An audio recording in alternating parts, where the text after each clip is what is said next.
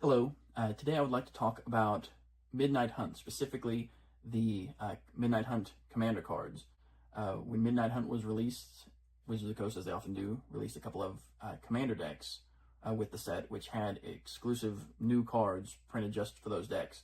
But in addition to that, they also started printing commander cards with the Midnight Hunt commander set symbol on them that were not available in the commander decks. The only way to get these was in set boosters and collector boosters. There was a slot dedicated to commander cards in the set boosters and collector boosters, where you could get any of the new designs from the Midnight Hunt commander decks, but you also had a chance of getting one of these cards that were exclusive to set and collector boosters. And so that's what I want to go over today, starting with Avacyn's Memorial. It's 5 white, so that's 8 mana for a legendary artifact that's indestructible, and other legendary permanents you control have indestructible. And so this is trying to do for Avacyn Angel of Hope what Akroma's Memorial did for Akroma Angel of Wrath. Now, Akroma's Memorial is a $25 card because it gave all of your creatures all of the keywords and protections that Akroma Angel of Wrath had. And where Avacyn's Memorial falls short is that it gives all of your other legendary permanents you control indestructible, whereas Avacyn granted indestructibility to all your permanents. And so it's definitely a lot weaker. When I compare it to something like Darksteel Forge, which is like a $35 card, I can really see that had Avacyn's Memorial been basically an 8 mana artifact version of Angel Avacyn of Hope, which gave all your permanents indestructible, this probably would be a $30, $35 card. And so I think maybe Wizards of the Coast was a little reluctant to do that. That's probably why they scaled the power down on this card, because they didn't want people complaining out of the gate that they were creating new cards exclusive to set boosters and collector boosters and then having them be really expensive. So I think they were being overly cautious with this first set, but we'll have to see if there's any slip-ups next, and they do print a set or collector exclusive card down the road that does command a extremely high price. But they definitely seem to be overly cautious in these first few printings. Another one here, Curse of Obsession. It's an enchantment or a curse for 4 and a red, 5 mana total. It says, enchant player. At the beginning of enchanted player's draw step, the player draws 2 additional cards. At the beginning of enchanted player's end step, the player discards their hand. So this reminds me of Grafted Skullcap or Avaricious Dragon, and those are a couple of 4 mana spells that let you draw an additional card during your turn at the cost of having to discard your hand at the end of turn. Notably, you don't have to attach this to yourself. You can attach this, and probably will, attach this to your opponent and make them draw 2 cards while discarding their hand at end of turn. This seems really good in a Wheels deck with Necrosar or Xeris or any other commander that cares about your opponents drawing additional cards. And then you don't have to worry about them using all those cards against you, because when they discard their hand, they're not going to have any interaction or counterspells to try and stop your plan on your turn. So I think it's really good at pinpointing the player who is most likely to hinder your game plan. And speaking of curses, Lind Cheerful Tormentor is a 2/4 for 4. That's colorless, blue, black, and red. It's a legendary creature, human warlock with death touch, and has whenever a curse is put into your graveyard from the battlefield, return it to the battlefield attached to you at the beginning of the next end step. At the beginning of your upkeep, you may attach a curse attached to you to one of your opponents. If you do, draw 2 cards. And the issue I have with Lind is that curses aren't evergreen. We've had recent auras printed that can target any player, which by all rights should have been a curse, but for whatever reason it was not made a curse. When Grievous Wound was printed in Duskmourn, I thought, well, that would be perfect for a Lind deck, but it's not a curse, so it's not going to synergize with the commander. And I just can't understand how something like Grievous Wound is not considered a curse. And so Lind currently is sitting at around $1. It's never seen a reprint. This is one that could potentially go up if she gets enough support, but right now, Lind's not too popular because the deck's pretty much been solved. A lot of the Lind decks are all running the same curses, and all decks tend to feel pretty homogenous. The remaining commander cards, which were printed in set and collector boosters exclusively, is a cycle of cards, which all have flashback. Starting here with Visions of Dominance, which is a 3 mana, 2 and a green sorcery. It says put a +1/+1 counter on target creature, then double the number of +1/+1 counters on it. And it has flashback for 8 green, and the spell costs X less to cast, where X is the greatest mana value of a commander you own on the battlefield or in the command zone. And so this was a nice attempt by WotC to incentivize people and reward them for playing commanders with a higher mana value. One thing I will note is that Visions of Dominance compares to Invigorating Surge, except for it's at sorcery speed rather than instant speed. But it's less than $1. It hasn't seen any reprints yet. Visions of Dread, this is the black part of the cycle, and I think it's maybe the weakest one. It's 3 mana, 2 and a black for a sorcery. Target opponent puts a creature card of their choice from their graveyard onto the battlefield under your control. And so giving your opponent the choice is just not ideal. This has the same flashback for 8 black, and it's reduced by a commander's mana value. But when you're giving your opponent the choice, they're not going to do what you want them to do. They're going to do what's best for them. That's just how it is. Now, I will say that there's a couple ways to go about this. You could use this politically. If there's an arch enemy at the table and you need to gang up against it, you could say, hey, let me reanimate the best thing in your graveyard, and I'll focus it all on him. And maybe you can get somebody to go along with that. Another option is just control their graveyard. If you can exile cards from their graveyard so that they only have one creature, and it's the creature you want, and well, then you can play this and you can get back the card you want, no problem. And I was trying to look, maybe the Scarab God, because it's already exiling cards from graveyards. So you can maybe run it in that, but I couldn't really think of any decks that really want this card, honestly. Next, I have the blue card in the cycle, Visions of Duplicity. And it's a 3 mana, 2 and a blue for a sorcery. Exchange control of 2 target creatures you don't control. And then it also has flashback for 8 blue, and the cost is reduced equal to your commander's mana value. But this one, you're not controlling either the creature. I mean, I compare it to something like Role Reversal, which is like the gold standard right now for swapping control of cards. Now, granted, that's in Izzet, and this is in mono blue. As far as the best case scenario for it, I think you could just use it to swap 2 opponents' commanders so that neither of them has access to it.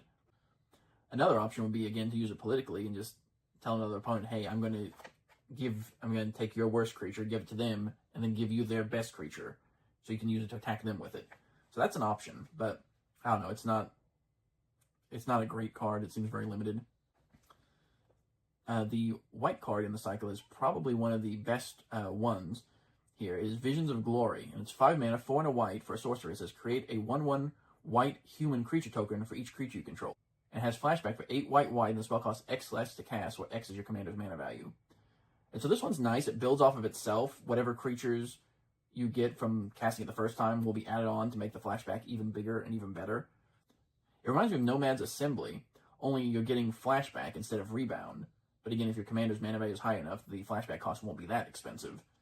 Interestingly enough, this is the only one of these 8 cards to get a reprint, and it actually got a reprint in the Lord of the Rings Commander decks.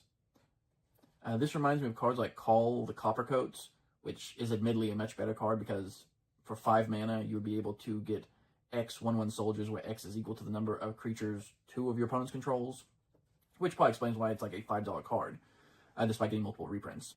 Or instead of 5 mana, 7 mana would get you Deployed to the Front, which was printed in Commander 2014. And that gives you X 1/1 soldiers, where X is the total number of creatures on the battlefield. And so that one just gets out of control really quickly. Visions of Ruin is the last card I talked about, and it's 4 mana, 3 and a red for a sorcery. It says each opponent sacrifices an artifact. For each artifact sacrifice this way, you create a treasure token. And then it also has flashback of 8 red, and costs X less equal to commander's mana value. Now, if this said non-token artifact, I think it would be quite a bit better. The fact that your opponents can just sacrifice a clue token or a treasure token makes this very underwhelming. You're spending 4 mana and getting, 3 treasures back? It just does not seem worth running, honestly. For comparison, Smashing Success was released as a common in Kaldheim, and it's an instant speed rather than a sorcery. It lets you target the artifact rather than having your opponent sacrifice it, and you still get a treasure token.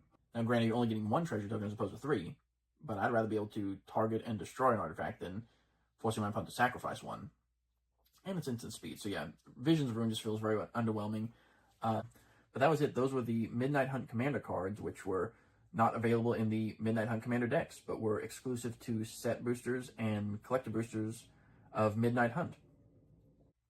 Thank you for listening. I'm curious to hear your thoughts about these set and collector booster exclusive Commander cards that WotC was trying to print for a while. I'll be back later with another video. Take care. Bye. Hello. This is the second video in a series in which I'll be discussing the set and collector exclusive Commander cards. These are cards that could not be found in the Commander decks, but were printed alongside those decks, but could only be found in set or collector boosters. And this was for the Crimson Vow expansion. This is the second time WotC ever did something like this. And much like the previous one, Midnight Hunt, Crimson Vow included a cycle of cards. And this cycle all harken back to a mechanic from a previous expansion set on the plane of Innistrad. For Midnight Hunt, there was a cycle of cards which all had flashback. And for Crimson Vow, there's a cycle of cards which all have Soul Bond, which feels very thematic given the wedding setting of this particular expansion. And to start us off is Breath Stealer Seraph. This is a 4/4 for 6 mana, 4 and 2 white. Is a creature type angel with flying and Soul Bond. And go over what Soul Bond is. You may pair this creature with another unpaired creature when either enters. They remain paired for as long as you control both of them.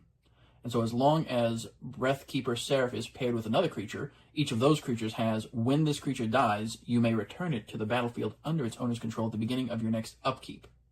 And so this card is currently worth about $1. It's had one reprint so far. It got a foil reprint in the Angel's Secret Lair deck. And this card is played in about 15,000 decks on EDHREC.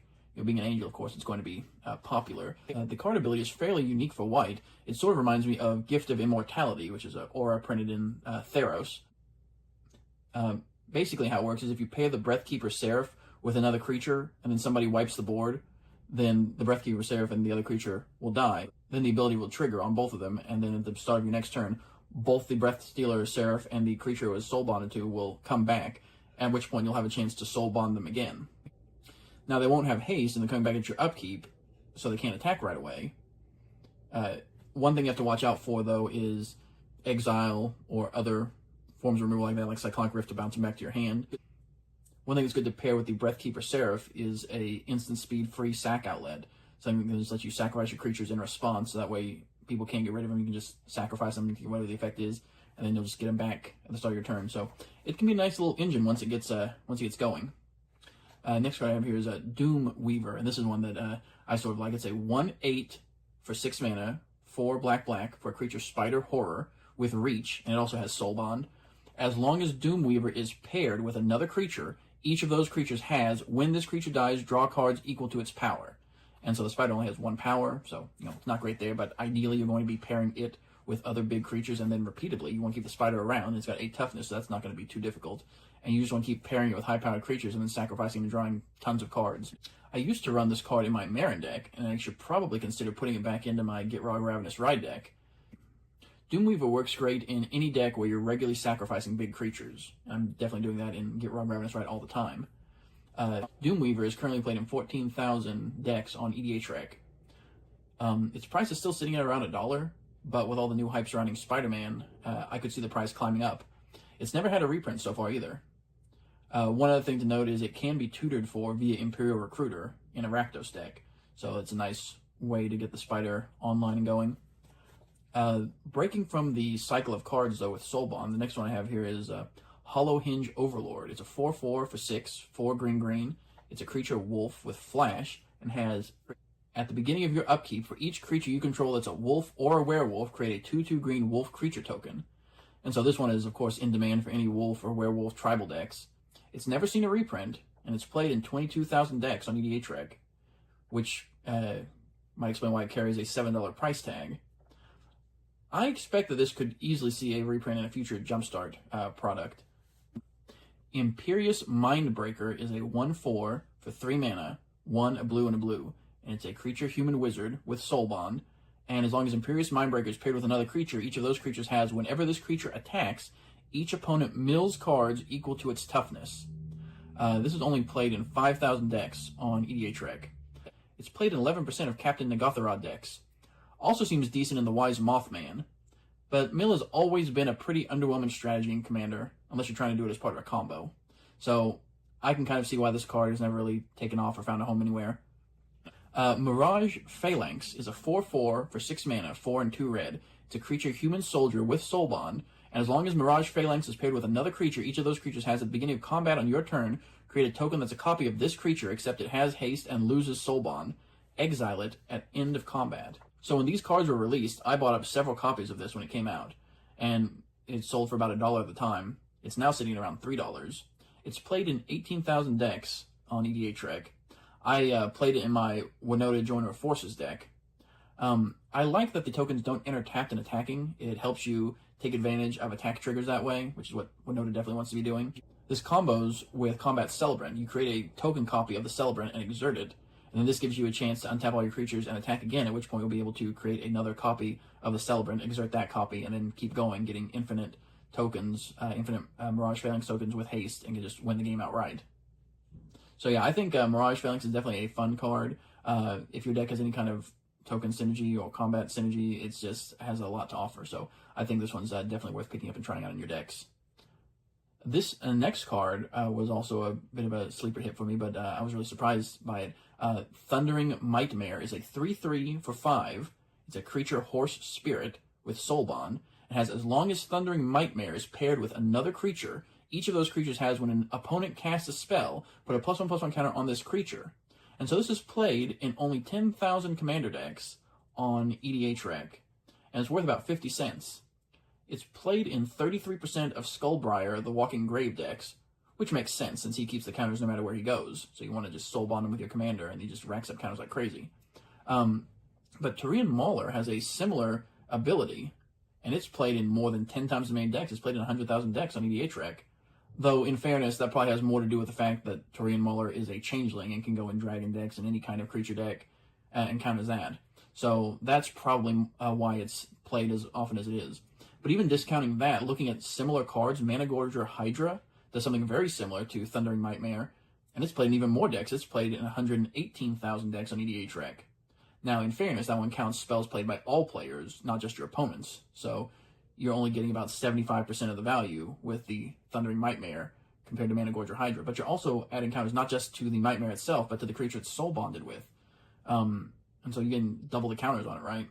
But even barring the Managorger Hydra, if we compare to Forgotten Ancient, now that's another one that cares about anybody casting spells. He gets counters, but he also lets you move counters around to other creatures. And so Forgotten Ancient is doing something very similar to Thundering Nightmare, that you're making him really big as people play spells, but then you can spread the counters out around different creatures. You know, with Thundering Nightmare, you don't get to spread the counters around. You're kind of locked into the one creature you soul bond with, but they can both just keep growing and getting bigger and bigger.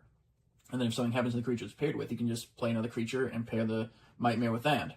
The thing about Forgotten Ancient is it's played in over 200,000 decks on EDHREC. It's played in 6% of all green decks, which I think it's amazing that this card's played in 6% of all green decks, over 200,000, and meanwhile Thundering Nightmare is only played in 10,000. You know, Nightmare is gaining you 2 counters for every counter you're gaining off of Forgotten Ancient when an opponent plays a spell. So I think it's definitely worth considering in your counter decks, or if you have a deck that cares about having one really big creature. Thundering Nightmare is definitely something to consider. I think it's probably better than a lot of people are giving it credit for, and definitely worth more than the 50-cent price tag. Umbris Fear Manifest is a 1/1 for 3 blue and a black, and it's a legendary creature, Nightmare Horror. Umbris gets +1/+1 for each card your opponents own in exile. Whenever Umbris or another Nightmare or Horror you control enters, target opponent exiles cards from the top of their library until they exile a land card. So Umbris is played in the 99 of 5,000 decks on EDHREC, and he's also played as the commander in 6,600 decks. So he's more popular as a commander than in the 99, and he has a price tag of $10. He's had no reprints so far. So this seems like a fun way to implement mill and graveyard removal for great effect. So if you want to mill your opponent's libraries and then exile it, you can just get really huge really quick. And plus, there's always the psychological effect of making your opponents mill cards and just seeing all the things they won't have access to. The last card I want to talk about here was Wedding Ring. It's an artifact for 2 white, and it says, when this artifact enters, if it was cast, target opponent creates a token that's a copy of it. Whenever an opponent who controls an artifact named Wedding Ring draws a card during their turn, you draw a card. Whenever an opponent who controls an artifact named Wedding Ring gains life during their turn, you gain that much life. So despite seeing multiple reprints in Doctor Who, Lost Caverns of Ixalan, and the recent Spider-Man set, Wedding Ring still commands an $8 price tag. It's played in 52,000 decks on EDHREC. Wedding Ring is mainly played in group hug decks like Mrs. Bumbleflower, Glunch the Bestower, or Kineos and Tiro of Melintis. It seems really fun in a combo Profiteering Mayor deck, since he creates 2 copies of Wedding Ring. But that's it. Those are the set and collector booster exclusive commander cards from Crimson Vow. Hollowhinge Overlord, Umbris Fear Manifest, and Wedding Ring are all popular cards. Only a couple of these were worth less than $1, and I think Thundering Nightmare is a sleeper hit. It only sees a small fraction of the play compared to similar cards. But thank you for watching. Hello. Today I want to talk about Kamigawa Neon Dynasty and the commander cards, which were printed not in the commander decks, but exclusive to set boosters and collector boosters. Starting off with a legendary creature here, Go Shintai of Life's Origin, which is a 3/4 for 3 and a green, is a legendary enchantment creature, Shrine, and it has Wooburg, white, blue, black, red, green, tap, to return target enchantment from your graveyard to the battlefield. Whenever Go Shintai of Life's Origin or another non-token shrine you control enters, create a 1/1 colorless shrine enchantment creature token. It always bothered me that they made enchantment creatures out of shrines. Shrine isn't a creature type, it's an enchantment type, like Saga. And so these creatures technically have no creature type, only the enchantment type Shrine. Go Shintai of Life's Origins is ranked number 51 on EDHREC, with 16,000 decks. It's only played in the 99 of 3,000 decks, but being a 5-color commander, the options of decks it can go in are pretty limited. So its main appeal is as a commander. It commands a $5 price tag and was reprinted in a Secret Lair commander deck. This is another one of those commanders which is hampered by the narrowness of the card types it cares about, specifically shrines in this case. It's unlikely to see much shrine support outside of a return to Kamigawa, and so the decks are all going to tend to look the same if you lean in on that aspect. Now, it is a 5-color commander that cares about returning enchantment, so you could easily turn this into a Saga commander, where your whole goal is just to keep getting back Sagas over and over, and that can totally work too, and you can just ignore the whole non-token shrine text if you want to do that. This is another one of those cards which is hampered by the narrowness of the shrine card type. It's unlikely to see much shrine support in non-Kamigawa sets. Still, with 16,000 decks on EDHREC, there's no questioning its popularity. Next card here is Myojin of Blooming Dawn, which is a 4/6 for 8 mana, 5 white, white, white. It is a legendary creature spirit. Myojin of Blooming Dawn enters with an indestructible counter on it if you cast it from your hand. Remove an indestructible counter from Myojin of Blooming Dawn. Create a 1/1 colorless spirit creature token for each permanent you control. And so this is part of a cycle of cards, which is a callback to the original Kamigawa block. The original Myojin were designed before Commander was a format, and in a bold move, WotC designed these new Myojin cards with the same templating, which makes them very poor commanders, since if you cast them from the command zone, you're not going to get the indestructible counter. You have to cast them, find a way to bounce them back to your hand, and then recast them in order to get the trigger. So a lot of hoops to jump through, which would explain why Myojin of Blooming Dawn has only 114 decks on EDHREC where it's the commander. Now, in the 99, it's played in 9,000 decks. It's still a 50-cent card, though. All the Myojin are played in Joda Archmage Eternal. You can play white, blue, black, red, green as an alternate casting cost, which still gets you the counter when you cast it. It also sees play in Atraxa Praetor's Voice, where you can proliferate counters every turn, so you can just keep removing a counter each turn to get the effect. Blooming Dawn also sees play in Spirit tribal decks, like King of the Oathbreakers and Millicent, Restless Revenant. Moving on to the blue Myojin of Cryptic Dreams, is a 3/3 for 8, 5 blue, blue, blue, legendary creature spirit. It says Myojin of Cryptic Dreams enters with an indestructible counter on it if you cast it from your hand. Remove an indestructible counter from Myojin of Cryptic Dreams. Copy target permanent spell you control 3 times. The copies become tokens. It's only played as a commander in 200 decks on EDHREC, but it's in the 99 of 13,000 decks. It's played in 60% of Marvo Deep Operative decks. Being able to cast it for free is nice synergy. It's also played in 36% of Tekathal Inquiry Dominus decks due to synergies with proliferation. It also seems fun in Parnis, the Subtle Brush decks, and the 12th Doctor, because those both care about copying spells. Myojin of Grim Betrayal is the black entry into the cycle for 8 mana, 5 black, black, black. It is a 5/2 legendary creature spirit, and it, like the others, enters with an indestructible counter if you cast it from your hand, and you can remove the counter to put onto the battlefield under your control all creature cards in all graveyards that were put there from anywhere this turn. And so it's only played as the commander in 49 decks, but it's played in the 99 of 7,000 decks on EDHREC. It's also a 50-cent card. This one is played in 66% of Inane Death Aspect decks, since you can use your commander to basically entomb every spirit in your deck, and then remove the counter from the Myojin to put all of them into play, which is crazy. It seems like it could be really strong in a deck where you're making players mill half their libraries in a single turn. It could be fun in a Lord Xander deck. You attack with Lord Xander, make somebody mill half their deck, and then you remove the counter to put all the milled creatures into play. So it definitely has some potential. Myojin of Roaring Blades is the red entry. It's a 7/4 for 8 mana, 5 red, red, red, legendary creature spirit. Myojin of Roaring Blades enters with a counter if you cast it from your hand, and you can remove the counter to have it deal 7 damage to each of up to 3 targets. This is only the Commander 50 decks on EDHREC, but it's featured in the 99 of 7,500 decks. It's another one of those cards just about 50 cents. It's played in 57% of Tanuk Steadfast second decks, though it should probably be higher. You can warp it in for 3 mana and get the full effect, since you're casting it from your hand with its warp ability. It also seems good in a Hinsey list, since the Blitz cost makes it less expensive to cast your big creatures.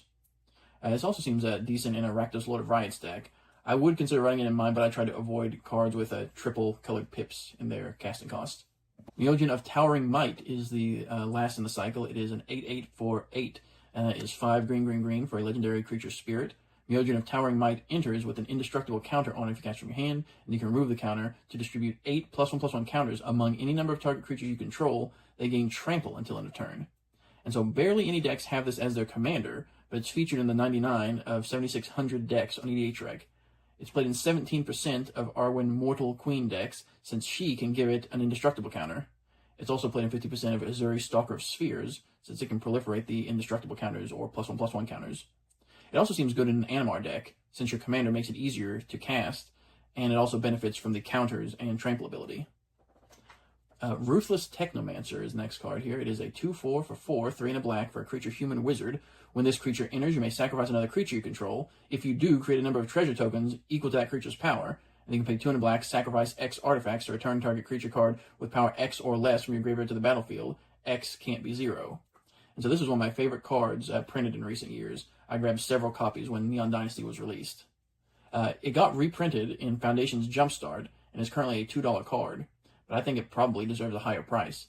It's played in 60,000 decks on EDHREC. That's nearly 2% of all decks with black cards are running this. If your commander cares about treasure tokens or sacrificing effects, you should be running Ruthless Technomancer. It's played in 30% of Vihan Goldwaker decks, 33% of Korvold Fey Cursed King decks, 35% of Rakdos the Muscle decks, 37% of Inala Archmage Ritualist decks, 39% of Vazi Keen Negotiator decks, 40% of Jurymaster of the Review decks, 45% of Yargle and Multani decks, 41% of Imsker Iron Eater decks, and 65% of Evereth Viceroy of Plunder decks. Ruthless Technomancer is especially good with creatures that have a small power in your graveyard. Let's say you have a huge Bane of Progress. You can sacrifice it to the Technomancer for a bunch of treasure tokens. Then on a later turn, you can pay just 3 mana and sacrifice 2 treasure tokens to get back the Bane of Progress. The last card I want to talk about today is Yoshimaru, Ever Faithful, which is a 1/1 for 1 legendary creature dog. Whenever another legendary permanent you control enters, put a +1/+1 counter on Yoshimaru, and it has partner. And you got 2 commanders that both have partner. And so it's a very simple card with a very simple effect. Yoshimaru is featured in 13,000 partner decks on EDHREC. It's also featured in the 99 of 27,000 decks. It mainly sees play in dog tribal decks or decks that care about legendary creatures. In terms of partners, Yoshimaru is often paired with Rograk, which pairing has just over 2,000 decks listed on EDHREC. Rayhan, last of the Abzan, is a close second with nearly 2,000 decks. It's had 2 reprints, one in the Cats and Dogs Secret Lair deck as a surprise bonus card, and a rescanned promo card as part of the Final Fantasy set. Both of those special treatments sell for around $45 each. The base copy sells for around $9. The first 3 Magic expansions to include commander cards, which were exclusive to set and collector boosters, all included a cycle of cards. You had the Flashback cycle in Midnight Hunt, you had the Soul Bond cycle in Crimson Vow, and now you have the Myojin cycle in Neon Dynasty. In all 3 instances, the cycle of cards proved to be the least valuable inclusions. If any of these set exclusive cards were desirable, it was not printed as part of a cycle. Now, starting with the next set, Streets of New Capenna, they would break from the formula and not include a 5-card cycle. And so the question is, what will that do for the overall value of those exclusive set and collector booster commander cards? We'll find out more next time. But thank you so much for listening. Hello, today I wanted to talk about one of my favorite Magic the Gathering planes, that is New Capenna. I'm a huge fan of the Streets of New Capenna, even though the set wasn't that great, the limited draft environment wasn't that balanced, but I just love the aesthetics. I just love the gangsters, mobsters, 5 families. I just love it. And when the set was released, the set boosters came with commander cards that weren't available in the commander decks. These were set and collector exclusive cards. And so I want to go over those today. Worth noting is that this is the fourth time that WotC had done this at that point, and all of the previous sets that have been released all had a cycle of cards in them. Probably just make it easier to design, right? You're coming with 8 cards, and you can put a cycle in, and that takes up 5 slots. But so for Streets of New Capenna, this was the first time when they didn't have a cycle of cards. So these are 8 unique designs. So we'll see how well they did on these. Starting off with Benny Brack's Zoologist. It's a 3/2 for 4, 3 and a white. It is a legendary creature, elf druid, with Convoke. Your creatures can help cast the spell. For each creature you tap while casting the spell, it pays for 1 or 1 mana of that creature's color. And then at the beginning of each end step, if you create a token this turn, draw a card. Benny Brax is only the commander of 400 decks on EDHREC, which I find surprising since Convoke is an easy way to mitigate the cost of the commander tax. And it also has card draw stapled onto the commander, so it feels like it would make a very strong mono-white token commander. But he's much more popular in the 99. He's played in 68,000 decks. He started as an expensive card, $15, when the Streets of New Capenna came out. And again, just to reiterate, he had the commander set symbol. He would have been a perfect fit to include in the Cabaret Cacophony deck, but for whatever reason, these 8 cards, which were designed for commander, were omitted from the commander decks, and they can only be found in 14% of set boosters. That's about how often you would pull one of these cards from a set booster. But you could also find it in dedicated slot in collector boosters, but that would also be shared with the new commander designs. So you weren't even guaranteed to get one of these 8 cards in a collector booster pack, since the commander card slot could be taken up with any of the original designs, which could be found in the commander deck. A year after its release, Benny Brax jumped up from a $15 card to a $25 card. It received its first reprint in the Murders at Karlov Manor commander decks, and fittingly, it actually appeared in a commander deck this time. So, copies of the Murders at Karlov Manor version of Benny Brax are selling for around $2 on TCG Player, which is a 92% decrease. But this really isn't meant to be a video about expensive cards which got a reprint and then tanked in value, though I have done those videos before. This is really meant to be more of a comprehensive look at the set booster exclusive commander cards. In addition to being played in 70% of Morska decks, which is where the card got a reprint, Benny Brax also sees play in 58% of Combo Profiteering Mayor decks, which I mentioned in a previous video. Benny Brax is also played in 48% of Castla decks, which needs all the Convoke spells she can get. If a set booster exclusive commander card is in high enough demand, it's going to exact a high price until it gets a meaningful reprint. So if you've been waiting years to pick up a copy of Benny Brax, now is the best time. It's never been cheaper. The next card is Boxing Ring. It is a green artifact for 2 mana, 1 and a green, and it says, whenever a creature you control enters, it fights up to 1 target creature you don't control with the same mana value, and then you can tap it to create a treasure token. Activate only if you control a creature that has fought this turn. And so this is a flavor knockout, to coin a phrase. I like how requiring 2 creatures to have the same mana value equates to the different weight classes in professional boxing, even if it does make the ability weaker than just a regular fight effect. There's no punching down allowed. I love how having a high toughness is more important than having a high power when translating to boxing. See weight advantage, for example. Boxing Ring doesn't reward you for fighting creatures and defeating them with high power to gain treasure. Your creature just has to fight and remain standing. So as far as top-down Magic designs go, this is one of the better ones that Magic's done in years. Boxing Ring is played in 11,000 decks on EDHREC and sells for about 50 cents. It's played in 45% of Naiath of the Dire Hunt decks, but is great in any deck where the commander encourages fighting other creatures. You can make a real funny deck with Boxing Ring and Hans Eriksson, where you're fighting your own creatures. Note that you don't have to use Boxing Ring's triggered ability to create a token. If you fight through some other means, you can still make the treasures, as long as your creatures survive the fight. That means that Boxing Ring could find a home in any Toughness Matters commander deck, like Arcades the Strategist, Doran the Siege Tower, the Pride of Hullclade, or Felithar the Steadfast. 2 mana is a very good rate for this effect. Ayula, Queen Among Bears, lets your bears fight when they enter, but that's limited to a specific creature type. Gruul Rage Beast lets all your creatures fight when they enter, but it costs 7 mana. Thorn Mammoth does something similar, but it also costs 7 mana. This gives you a similar effect for just 2 mana, as long as your deck has plenty of creatures which punch above their weight class, i.e. have a toughness above their mana value. It's definitely worth trying out Boxing Ring in your decks. Bonus points if you also run MC in your deck. Next is Mari the Killing Quill, which is a 3/2 for 3 mana, 1 and 2 black. It's a legendary creature, vampire assassin. Whenever a creature an opponent controls dies, exile it with a hit counter on it. Assassins, mercenaries, and rogues you control have death touch, and whenever this creature deals combat damage to a player, you may remove a hit counter from a card that player owns in exile. If you do, draw a card and create 2 treasure tokens. So here is an interesting case in card prices. Mari was a $2 card at time of release. Then when Outlaws of Thunder Junction was released, demand for the card caused it to double in price to $4. This was in spite of Mari getting a reprint in the Outlaws of Thunder Junction commander decks. Typically, a reprint will cause the price to go down, but here's an example of the card rising in price alongside a reprint. The hype was just that great. Mari would experience an even bigger price spike a few months later when Assassin's Creed came out. The price shot up from $4 to $12. But by the time Bloomburrow released a month later, people were already over the Assassin hype and had moved on to a new set. Today, Mari is back to her $2 price, so that's an 83% decline from the high. It just goes to show what can happen to a novel tribal card when it gets new support. Mari is only the commander in 1,000 decks on EDHREC.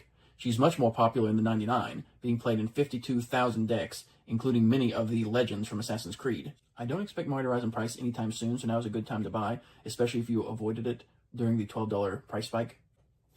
Our next card is Spiteful Repossession, and it's a sorcery for 5 mana, 4 and a red. It says, Spiteful Repossession deals damage to each opponent who controls more lands than you, equal to the difference. Then create a number of treasure tokens equal to the damage dealt this way.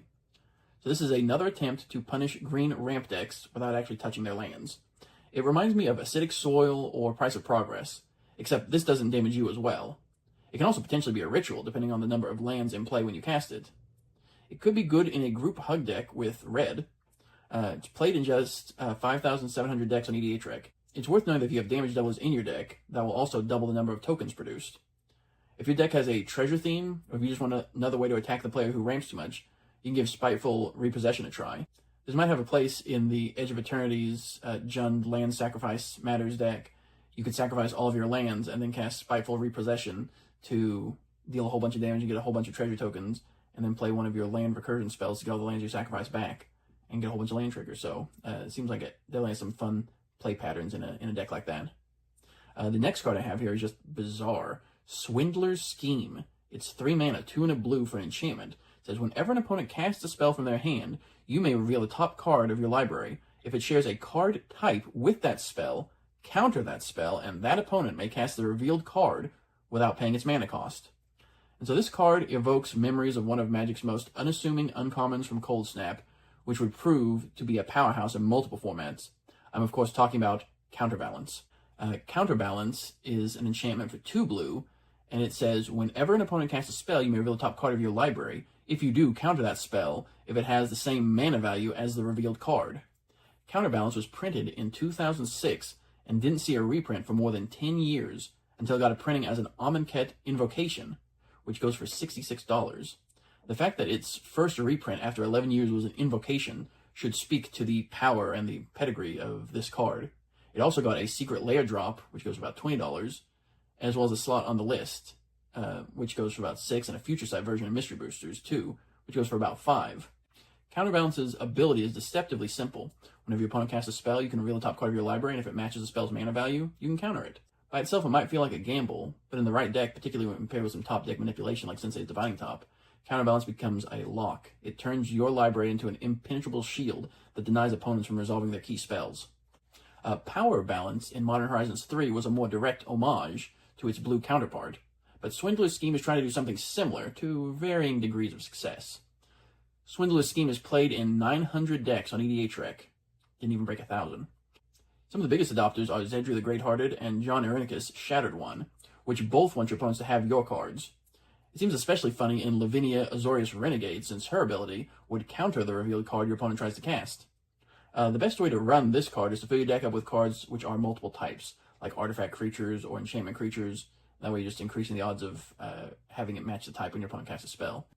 When all is said and done, you're potentially turning your opponent's cards into your cards, which presumably won't synergize as well with their decks as the cards they originally were trying to cast. But don't discount the psychological aspect either. Let's say your first opponent casts an instant spell. You reveal the top card of your library, and it's a creature. The opponent gets to cast the spell, but everyone now knows that the first opponent to cast a creature spell from their hand before your next turn is going to get it countered. The worst thing you can do is reveal a land card, but between Scry and Surveil effects, top deck manipulation has never been easier. Your opponent casts an artifact, you can activate Academy Ruins in response to counter it. That was a nice great hinge you were trying to play. Here, have a bauble instead. In a blue-black deck, you can use Unholy Grotto or Volrath's Stronghold to get a creature on top of your library at instant speed. Even the threat of activation will cause your opponents to play around it. Lands like Castle Vantress or Takesia's Dig Site can help with top deck manipulation. An instant speed sacrifice outlet paired with Mortuary can also keep creatures on top of your deck when you need it. I'm not going to pretend like Swindler's Scheme is anywhere near as good or iconic as Counterbalance. It's not. But if you're looking for an odd card, which will lead to some memorable games, you can always give Swindler's Scheme a try. Even without dedicating a bunch of slots to top deck manipulation, it's still a 3-mana enchantment that just sits there and, without any additional mana investment, will sometimes counter your opponent's spells. You can also factor in something like Homeward Path to get your spells back after your opponents cast them. Or if you want to get really silly, just run this alongside Perplexing Chimera. Our next card is We Have Wedding Ring at Home. Wedding Ring at Home. Tenuous Truce is an enchantment aura for 2 mana, is 1 white, 1 colorless. Enchant Opponent. At the beginning of Enchant Opponent's instep, you and that player each draw a card. When you attack Enchant Opponent or a Planeswalker they control, or when they attack you or Planeswalker you control, sacrifice this aura. This is another aura which can only enchant an opponent, but unlike the one in Duskmourn, I don't consider this one lacking a curse to be a flavor fail, because this one really isn't a curse. The effect is pretty straightforward. You basically bribe an opponent to not attack you. Otherwise, they lose the aura. Tenuous Truce is played in many group hug decks, like Mrs. Bumbleflower and Glunch the Bestower. It's a 50-cent card that's played in 32,700 decks on EDH Rec. And for those who complained about taxi drivers and hot dog carts in Spider-Man for breaking their immersion in Magic the Gathering's high fantasy, may I present a traffic light. Threefold Signal is an artifact for 3 mana that says when this artifact enters, scry 3. Each spell you cast that's exactly 3 colors has Replicate 3. So when you cast it, copy it for each time you've paid its Replicate cost. You may choose new targets for the copies. A copy of a permanent spell becomes a token. So this is played in 1,000 decks. This is a 50-cent card, and it shows up in decks where the commander cares about casting multicolored spells, like Omnath, Locus of All, or Ramos Dragon Engine. It's a very niche card that seems fun in a 5-color Charm tribal theme deck. Our last card is Vazi, Keen Negotiator. It's a 3/3 for 5 mana, 2 black, red, green. It's a legendary creature, human advisor with haste, and tap. Target opponent creates X treasure tokens, where X is the number of treasure tokens you created this turn. Whenever an opponent casts a spell or activates an ability, if mana from a treasure was spent to cast it or activate it, put a +1/+1 counter on target creature, then draw a card. This was a card that for years I was convinced came in the Riveteers Rampage precon. I only recently learned that this was one of the Set Booster exclusive commander cards. I've been wanting to make a Vazi commander deck for years now. Just throw in every card which punishes your opponents for using treasure tokens. Sardian Avenger, Kibo Uktabi Prince, Pain Distributor, Bloodroot Apothecary, Disciple of the Vault, Generous Plunderer, Vengeful Tracker, Viridian Revel, and if you're feeling really spicy, Magnetic Mine. And throw in some cards that deal damage off of your treasures, like Alchemist Talent, Biotech Specialist, Hedron Detonator, Packdoll Terror, Reckless Fireweaver, Wefstalker Ardent, Agent of the Iron Throne, Marionette Apprentice, and Marionette Master. On EDH Rec, Vazi is the commander in 3,600 decks. She's played in the 99 of just 800 decks, so she's much more popular as a commander, which makes sense considering that 3-color cards are more difficult to add to most decks, especially one with an ability as unique as this one. It sort of reminds me of Mrs. Bumbleflower in a way, only instead of giving your opponent's cards, adding counters, and drawing cards when you cast spells, you give your opponent's treasures, and then add counters and draw cards when they cast spells using treasures. But that's it. Those are the 8 Set Booster exclusive commander cards for Streets of New Capenna. Not as many high-dollar cards compared to Neon Dynasty, but Benny Brack's Zoologist and Mari the Killing Quill both reached double-digit prices for a time. Thanks for watching. Hello. Today I wanted to talk about the Set Booster exclusive commander cards for Dominaria United. Starting with Activated Sleeper. This is a 0/0 for 3 mana, 2 and a black. It is a creature Phyrexian shapeshifter with flash. It says, you may have this creature enter as a copy of any creature card in a graveyard that was put there from the battlefield this turn, except it's a Phyrexian in addition to its other types. This card has never seen a reprint. It costs about $1. It's played in 13,000 decks on EDHREC. It's played in 22% of Kakusho the Evening Star decks. Boy, does anybody remember when Kakusho was banned in the format? Also played in 37% of the Ever-Changing Dane decks. It's a Phyrexian with Flash, so it's also played in decks which care about those attributes, like Brimaz, Blight of Ereskos, or Nimrus, Una's Trickster. This sees twice as much Commander play as a similar card, Grim Return, though both of these cards do see a decent amount of play in Massacre Girl decks. Baru Wormspeaker is the next card I want to talk about. It is a 3/3 for 4, 2 and 2 green, legendary creature, human druid. Worms you control get +2/+2 and have trample, and then you can pay 7 and a green and tap, create a 4/4 green worm creature token. This ability costs X less to activate, where X is the greatest power among worms you control. Baru Wormspeaker is played as the commander in 4,400 decks on EDHREC. It's played in the 99 of 6,000 decks. I'm not sure who is clamoring for a worm tribal commander, but we got one. The deck seems pretty fun to build. You need lots of ramp in order to be able to cast your big worms. Baru has a tap ability, so running a bunch of effects which can untap your creatures can give you multiple activations in a given turn. This seems like a great commander for those who have fond memories of attacking with crawl worms back in the day. And speaking of tribal commanders, up next we have Emperor Mihail II, which is a 3/3 for 3, 1 and 2 blue, legendary creature, Merfolk Noble. You may look at the top card of your library anytime. You may cast Merfolk spells from the top of your library. Whenever you cast a Merfolk spell, you may pay 1. If you do, create a 1/1 blue Merfolk creature token. It's the commander of 900 decks on EDHREC, but it's played in the 99 of 29,000 decks. It mainly sees play in other Merfolk tribal decks, which typically offer access to additional colors. It's played in 92% of Hackball of the Surging Soul decks, 85% of Kumina Tyrant of Araska decks, 85% of Civilian of Sea and Sky decks, and 68% of Sig River Guide decks. Emperor Mihail II performs a similar function as Deep-Root Waters, which is played in just as many decks. He saw a reprint in the Lost Caverns of Ixalan Commander deck, and is a 50-cent card currently. Up next is Greensleeves Morrow Sorcerer, which is a star for 5 mana, 3 green. It's a legendary creature, elemental, protection from planeswalkers and from wizards. Greensleeves' power and toughness are each equal to the number of lands you control, and landfall. Whenever a land you control enters, create a 3/3 green badger creature token. This was an expensive $12 card right out of the gate, but within a year, the price of the card had risen to $30. The card was added to the list when Wilds of Eldraine came out, which caused the price to drop back down to its original $12. Within months, though, the price had rebounded back to $20, $25. It was recently announced it would be part of the Extra Life Play-Doh Secret Lair crossover, which, at the time of this recording, is currently available for purchase. It's a card I've wanted for my Gitrog Ravenous Ride deck, but I could just never justify the high price tag. But now that Greensleeves is getting a reprint in a Secret Lair product, this might be the best time to pick one up.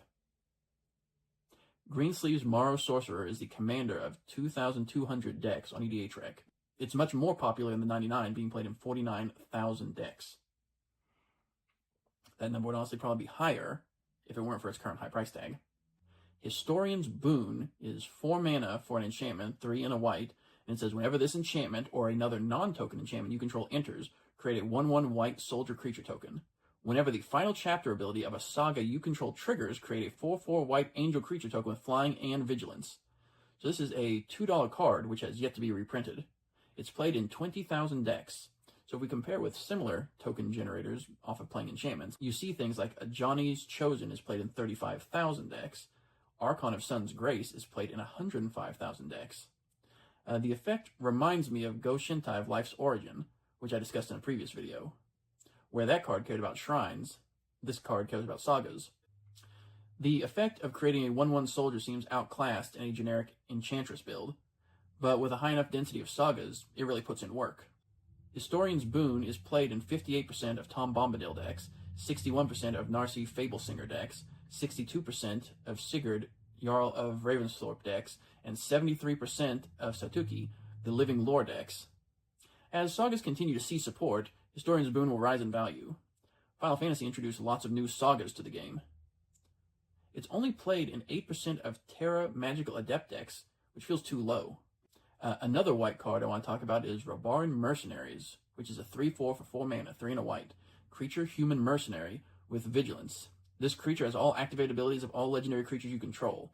It's played in 2,400 decks on EDHREC. It's never seen a reprint and costs less than 50 cents. There's more than 120 commanders out there with a tap ability, which have white in their color identity. So it seems worth considering in any of those decks. For comparison, Marvin Murderous Mimic copies all abilities, and it's a $3 card. It's played in the 99 of 70,000 decks. Clones, which can copy your commander, tend to command a pretty high price point. They also tend to have a mana value of 4. Rabarn Mercenaries also cost 4, and if your commander has a tap ability, then she clones the most important part. If you're in a blue-white deck and are already running clone effects like Spark Double or any of the Sakashima cards to double up on your commander's tap abilities, then you should probably try giving Rabarn Mercenaries a go in your deck.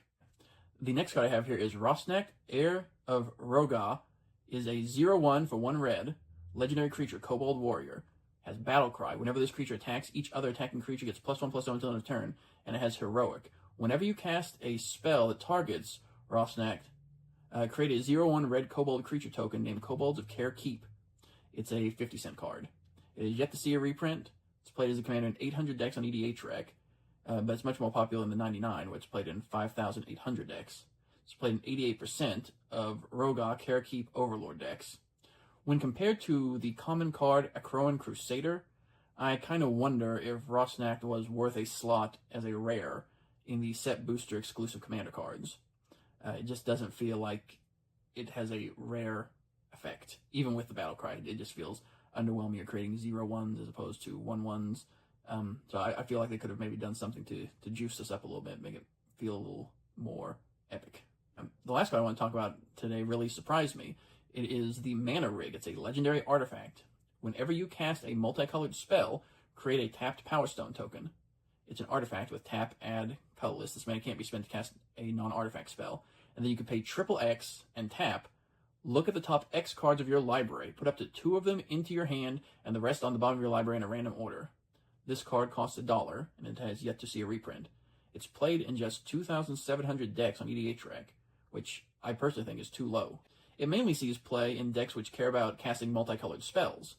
But even ignoring that, you can pay 3 mana to draw a card, or pay 6 mana to draw 2 cards. Your commander is typically going to be multicolored in most decks, so you get a Power Stone token each time you cast your commander at the very least.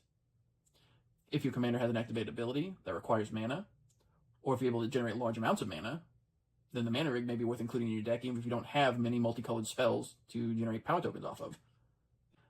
I think most people read the first ability of the Mana Rig and just assume that the card is not for them.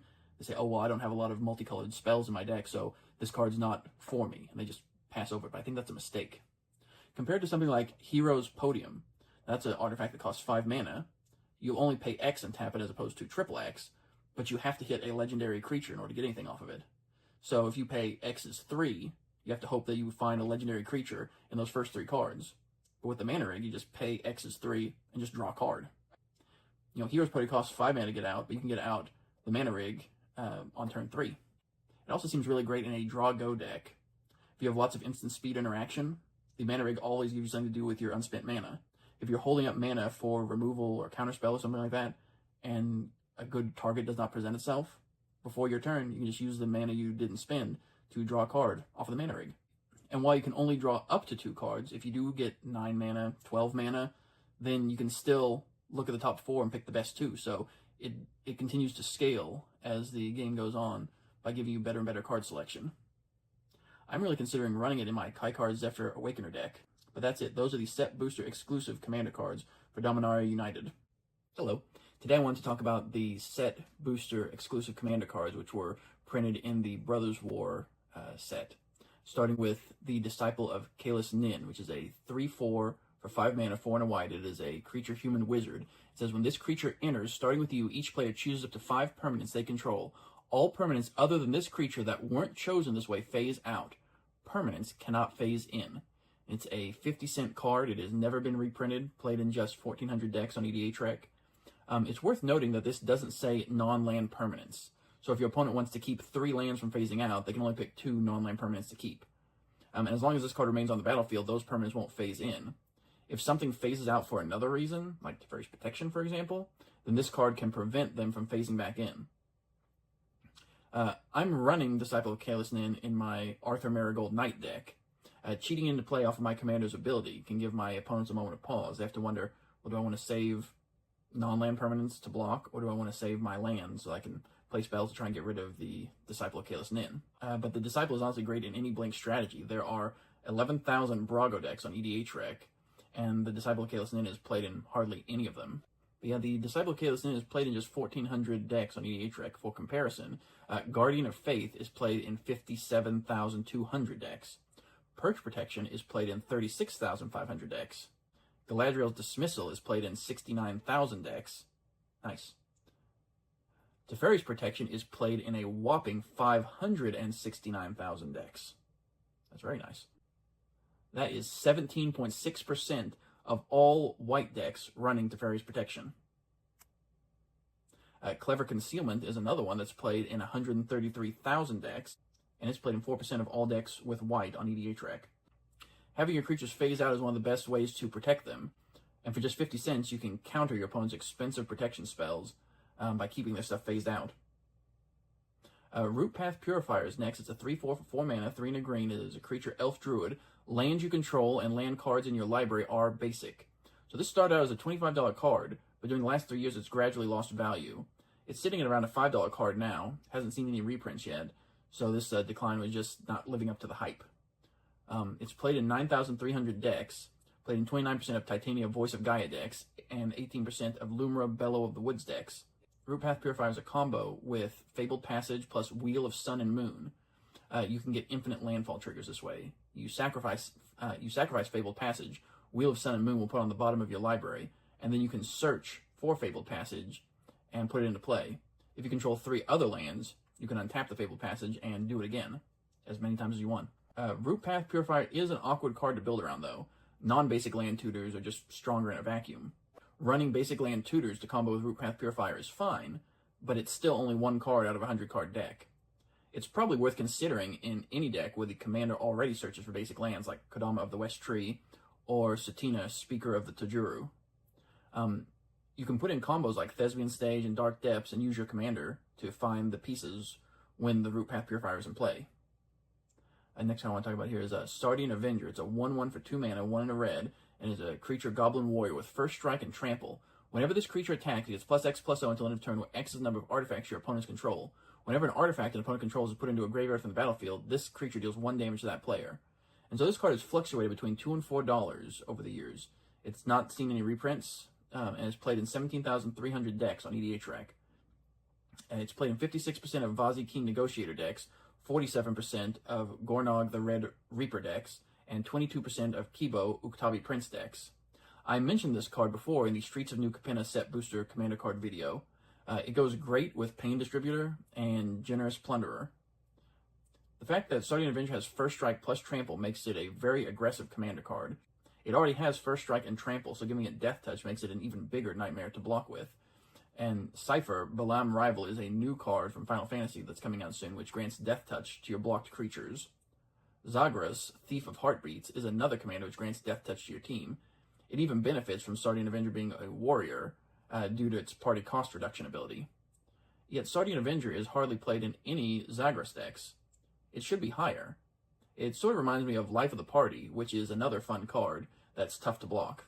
It's worth noting that these are combat triggers, so they stack off of multiple combat steps. There's half a dozen commanders out there which grant additional combat steps, and they would all benefit from adding creatures with powerful attack triggers like Sardian Avenger. It's played in just 3% of Ishin 2 Heavens as 1 decks, which feels too low. Ishin is the 16th most popular commander on EDHREC. Between Sardian Avenger being a goblin, a warrior, punishing treasure themes, and being a aggressive attacker that scales with the commander format, I feel like this card has a lot to offer, and I'm just genuinely surprised it has not seen wider adoption.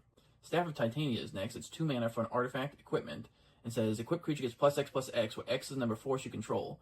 Whenever equipped creature attacks, create a 1/1 green force Dryad land creature token. It's affected by Summoning Sickness, with an equip of 3. This card is yet to see a reprint. It started out as a $5 card, but has crept up in price over the last few months. Landfall strategies from Final Fantasy and Edge of Eternities have caused the price to jump to $8. It's played in 30,200 decks on EDHREC, played in 64% of Jyoti Moag Ancient decks, 59% of Titania Voice of Gaia decks, 46% of Titania Nature's Force decks, 42% of Kosi Penitent Warlord decks, 38% of Thrun Breaker of Silence decks, and 38% of Tifa Lockhart decks. When you compare Staff of Titania to similar equipment like Sword of the Animus, that's played in 306,000 decks on EDHREC. Sword of Hearth and Home is played in 130,000 decks on EDHREC. But unlike those equipment cards, which put lands into play, Staff of Titania synergizes with token doubling effects like Doubling Season. Yavimaya Cradle of Growth also exists, and so if you have that, you don't need to rely on your tokens to buff your creature. All of your lands can buff it with the Yavimaya Cradle of Growth in play. I run Staff of Titania in my Gitrog Ravenous Ride deck. It's a way to buff my commander, but if I need some sacrifice fodder, I can always equip the staff to a Dryad Arbor and to buff the token, and then saddle it to the Gitrog. The Archimandrite is a 0/5 for 5 mana, 2 blue, red, and white. Legendary creature, human advisor. At the beginning of your upkeep, you gain X life, where X is the number of cards in your hand minus 4. Whenever you gain life, each advisor, artificer, and monk you control gains vigilance and gets +X/+0 until end of turn, where X is the amount of life you gained. Tap 3 untapped advisors, artificers, and or monks you control. Draw a card. I love how the 3 abilities play off of each other. Tapping down creatures draws you cards. You need a full hand to gain life. Gaining life gives your creatures vigilance and pumps their power to deter blocks, and those who survive or die in combat can be tapped down to refill your hand, so you gain more life next turn.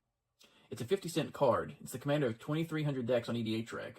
It's played in the 99 of less than 600 decks. So this is, again, as with most of these cards that are multicolored, they tend to be more popular as commanders than in the 99. I thought this would make for a fun, persistent Petitioners deck, and I suppose it still can, but that doesn't seem to be the prevailing strategy. Persistent Petitioners is only played in 11% of Archimandrite decks. A more popular strategy is Monk tokens, using cards like Monastery, Mentor, and Elsha Threefold Master. People also run cards which double the amount of life you gain, like with Rock's Faithmender and Amaranth's Archive. True Conviction is a popular way to gain life and take advantage of the +X/+0 power boost. This deck cares about the amount of life gained, so Burst of Life gain like Sun's Bounty can be turned into powerful pump spells. If you like taking suboptimal cards and giving them a fresh twist, the Archimandrite may be the deck for you. The Brothers War is next. This is 4 mana for an enchantment, 3 and a red for enchantment Saga. As this Saga enters and after your draw step, add a lore counter, sacrifice after 3. So the first chapter, create 2 tapped Power Stone tokens. Chapter 2, choose 2 target players until your next turn. Each creature they control attacks the other chosen player each combat if able. And Chapter 3, this Saga deals X damage to any target and X damage to any other target, where X is the number of artifacts you control. It was so frustrating to try and gather information on this card. The card name is the same as the set expansion, so you look up The Brothers War, and all you see is all the cards and people talking about the set, not this specific card. This card costs about $1. It has never been reprinted, and sees play in 6,500 decks on EDHREC. It's played in 14% of Chisgoria Forge Tyrant decks, and 8% of Alebo Ancient Witness decks. Seems worth including in Sigurd, Jarl of Ravensthorpe decks, since it cares about sagas and wants to be attacking. It's in a weird space, and it's an enchantment that wants to be played in a deck with artifact synergies. Next card here is Titania Nature's Force. It's a 6/6 for 6 mana, 4 green, legendary creature elemental. It says you may play Forest from your graveyard. When a force you control enters, create a 5/3 green elemental creature token, and whenever an elemental you control dies, you may mill 3 cards. So this started out as a $10 card. It slowly rose to a $14 card before getting reprinted in the Duskborn Commander decks. That caused the price of the original card to tank to $2. Copies from the Duskborn deck are even cheaper. They're just $1. So it's never been cheaper. Now's the time to pick it up.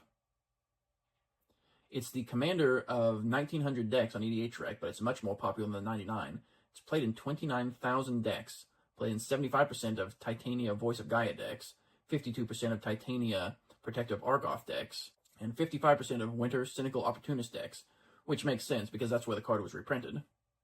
It's also in 46% of 6 decks, which would be 2.8, so nearly 3. It's in half of 6 decks. Much like the Archimandrite, here's a commander with 3 abilities that all feed into each other. When a forest enters, you create an elemental. When the elemental dies, you mill cards and hope you mill a forest. which can then be played from your graveyard to create another elemental. Seems great with all the usual landfall payoffs like Splendid Reclamation or World Shaper, etc.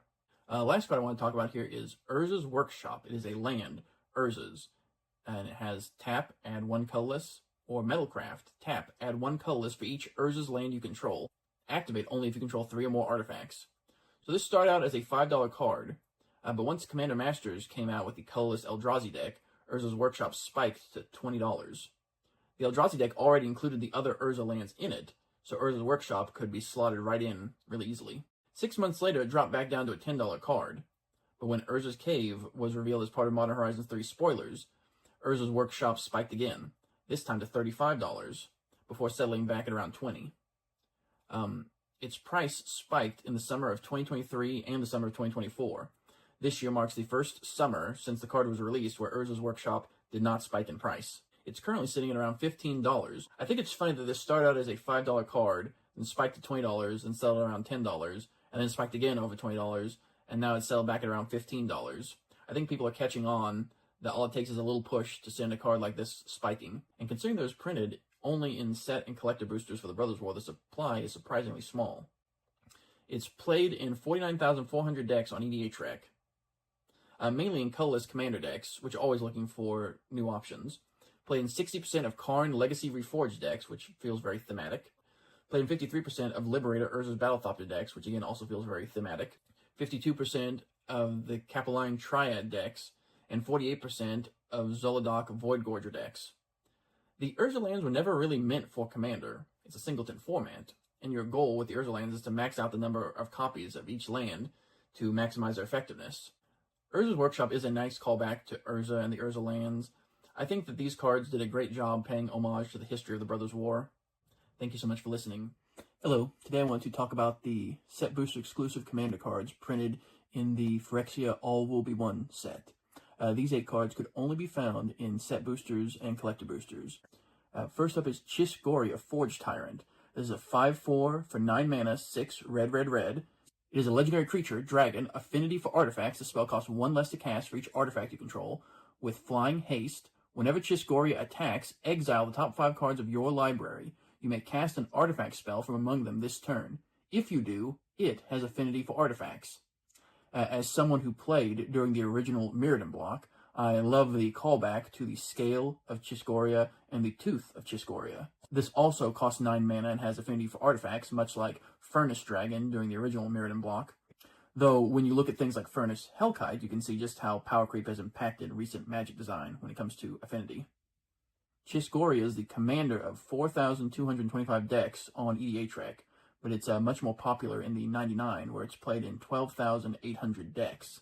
It's a $2 card. Played in 45% of Imskir Iron Eater decks and 38% of Slowbad Iron Golem decks. A commander with an attack trigger opens you up to running infinite combat combos with Sword of Feast and Famine and Aggravated Assault. Worth noting that Chisgoria's attack trigger is not a May ability, so it's technically not going to be infinite combat steps. You're going to run out of cards eventually. The goal is to take your opponents out before you deck yourself. Having card advantage and the ability to cheat mana cost stapled onto a commander is always going to be a strong option.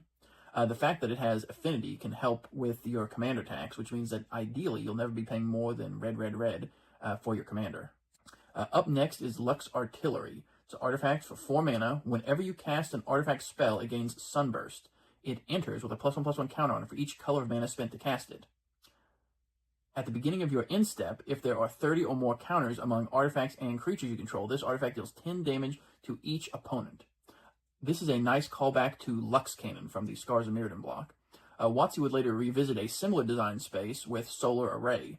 Worth noting that each instance of Sunburst works separately, so if you have both Lux Artillery and Solar Array in play, the next artifact creature you cast using mana from the Solar Array enters with 2 +1/+1 counters on it for each color mana spent to cast it. Lux Artillery is a 50-cent card played in 24,800 decks on EDHREC.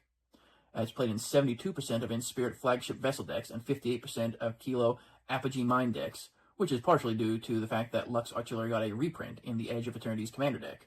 It's also played in 39% of Urtet Remnant of Memnarch decks, which we'll discuss more later. It's only played in 10% of Ramos Dragon Engine decks, which is surprising since it's part of a 3-card combo. When Ramos has 5 counters on him, you can remove them to add 2 mana of each color to your mana pool. Then you can use 2 of that mana on Temur Sabertooth's ability to bounce Ramos back to your hand, and then use 6 of the unspent mana to cast him from your hand. If you use one of each colored mana with Lux Artillery in play, Ramos will enter with 5 counters on him, only now you're up 2 mana. This loop gives you infinite cast triggers, infinite mana in every non-green color, infinite enters or leaves the battlefield triggers. Worth noting that Crystalline Crawler can be added as redundancy for Ramos in this combo. Draftna, founder of Latnam, and Meticulous Excavation both work as redundancies for Temur Sabertooth. 5-color decks that care about artifact creatures is a narrow set of decks, but for ones that want it, Lux Artillery provides a way to close out games. Mirage Mockery is next. This is a sorcery for 3 mana, 2 and a blue. Choose one, create a token that's a copy of target artifact creature you control, or create a token that's a copy of target non-artifact creature you control, and then you can entwine for 2 and a blue. Choose both if you pay the entwine cost. Entwine is another nice callback to the original Mirrodin block. Mirage Mockery is a card I got for my cube, which is always looking for overlap between the blue-black Artifact Matters theme and the blue-red Spellslinger theme. Mirage Mockery is a 50-cent card that's played in 11,300 decks on EDHREC. It's really popular in decks that care about copying your commander with a powerful dice trigger. It's played in 54% of Kairi, the Swirling Sky decks, 43% of Kiga, the Tide Star decks, and 43% of Hitotsugu and Kairi decks. Mirage Mockery is also one of many 2-card infinite combos with either Dualcaster Mage or Naru Meha Master Wizard. Comparing Mirage Mockery to similar cards, Quasi-Duplicate is played in 38,800 decks on EDHREC. March of Progress is played in 27,700 decks. It's limited to artifact creatures, but it has a much higher ceiling with the overload cost. Cackling Counterpart is an instant and is played in 41,200 decks. Even Faded Infatuation is played in 11,800 decks on EDHREC. It's played in 500 more decks than Mirage Mockery. Now granted, Faded Infatuation is an instant, but it has a much more restrictive mana cost. Commander decks running any of these creature copying spells should consider giving Mirage Mockery a try. Monumental Corruption is next. It is 5 mana, 3 black for a sorcery. Target player draws X cards and loses X life, where X is the number of artifacts you control. This is a very simple 50-cent card played in 15,300 decks on EDHREC. Played in 34% of Ashnod Flesh Merchant decks and 13% of Jan Jansen Chaos Crafter decks. I take issue with the fact that this isn't called Corrupt Pact or something similar. Every other card which has target player draw X cards and lose X life has Pact in the name, except for this one. It's frustrating. Damnable Pact is a 50-cent card played in 39,500 decks, which requires you to generate lots of mana. Eldritch Pact is another 50-cent card played in 8,800 decks, which works best in a deck with lots of mill and self-mill effects. Pact of the Serpent is a 50-cent card played in 59,700 decks, which requires commitment to a specific creature type. Monumental Corruption asks that you build around artifacts. Typically, you'll target yourself to refill your hand, but like how Sign in Blood is better than Night's Whisper, the added utility of having this function as removal for an opponent gives these type of cards greater flexibility. Part of the issue is that Mono Black is the 3rd most popular mono color for artifact decks, behind blue and red. Rakdos is the most popular 2-colored black pairing with an artifact theme, but it's in 4th place behind Izzet, Azorius, and Boros. Only once you get to 3 colors does black come out on top, with Esper decks having far and away the most artifact themes of any 3-color pairing, as one would expect. There are 23,700 3-color artifact decks with black on EDHREC. There are 11,800 2-color artifact decks with black, and 5,800 mono-black decks with the artifact theme. Monumental Corruption is played in 37% of all black artifact decks on EDHREC with 3 or fewer colors. It should probably be higher, especially considering the ubiquity of non-creature artifact tokens like treasure, clues, and food. Skyhunter Strike Force is next. It's a 2/2 for 3 mana, 2 and a white, creature Cat Knight with flying and melee. Whenever this creature attacks, it gets +1/+1 until end of turn for each opponent you attack this combat. And Lieutenant, as long as you control your commander, other creatures you control have melee. This is a $2 card played in 42,400 decks on EDHREC. It's seen a reprint on the list, one of just 13 cards so far printed with the Lieutenant mechanic. It's another copy of Adriana, Captain of the Guard. Worth noting that each instance of melee stacks. Adriana is played in the 99 of 28,700 decks. It's only the commander of 347 decks. Makes me feel like a bit of a hipster. I used to have a Go Wide Adriana, Captain of the Guard token deck before switching it to a Winota Joiner Forces deck. Skyhunter Strike Force is, unsurprisingly, played in half of Adriana decks. Being a Cat Knight, it mainly sees play in Cat or Knight tribal decks, like half of Ajani Nakatl Pariah decks, 47% of Arabo the First Fang decks, 34% of Rin and Seri Inseparable decks, and 36% of Sidar Jabari of Zalfir decks. The Skyhunter Strike Force spiked to $6 when the March of Machines Commander decks were released, and everyone wanted to upgrade the Knight deck. It's also played in 44% of Tifa Martial Artist decks, which makes sense. Melee is an attack trigger ability, so it gets better off of extra combat steps. Skyhunter Strike Force is also played in 25% of Ishin Two Heavens as One decks. I spoke before about Sardian Avenger in my review of the Brothers War set booster exclusive commander cards. Most of the recommendations I made there involving white apply here as well. Unlike Adriana, Skyhunter Strike Force is non-legendary, which makes it easier to copy. For this reason, it's played in 22% of Nico Light of Hope decks. Turning all of your shard tokens into copies of Skyhunter Strike Force can make for some explosive turns. It's also good with Mirrorweave, Sakashima's Will, and Nanogene Conversion, which all do similar things and could be played in a Nico Light of Hope deck. You could also add Echoing Equation in a go-wide Bant deck. If you compare Skyhunter Strike Force to Beastmaster Ascension, that is a $5 card that's played in 169,000 decks. Nice. Now, a permanent +5/+5 is better than a +3/+3 on attack, but the fact that the Strike Force is a creature, which is easier to copy, and the melee ability is an attack trigger, which can stack with multiple combats, makes it better than Beastmaster's Ascension in some builds. Synthesis Pod is next. It's an artifact for 4 mana, 3 and a Phyrexian Blue hybrid mana, with the ability pay 1 and a Phyrexian Blue mana tap, exile a spell you control. Target opponent reveals a card from the top of their library until they reveal a card with mana value equal to 1 plus the exiled spell's mana value.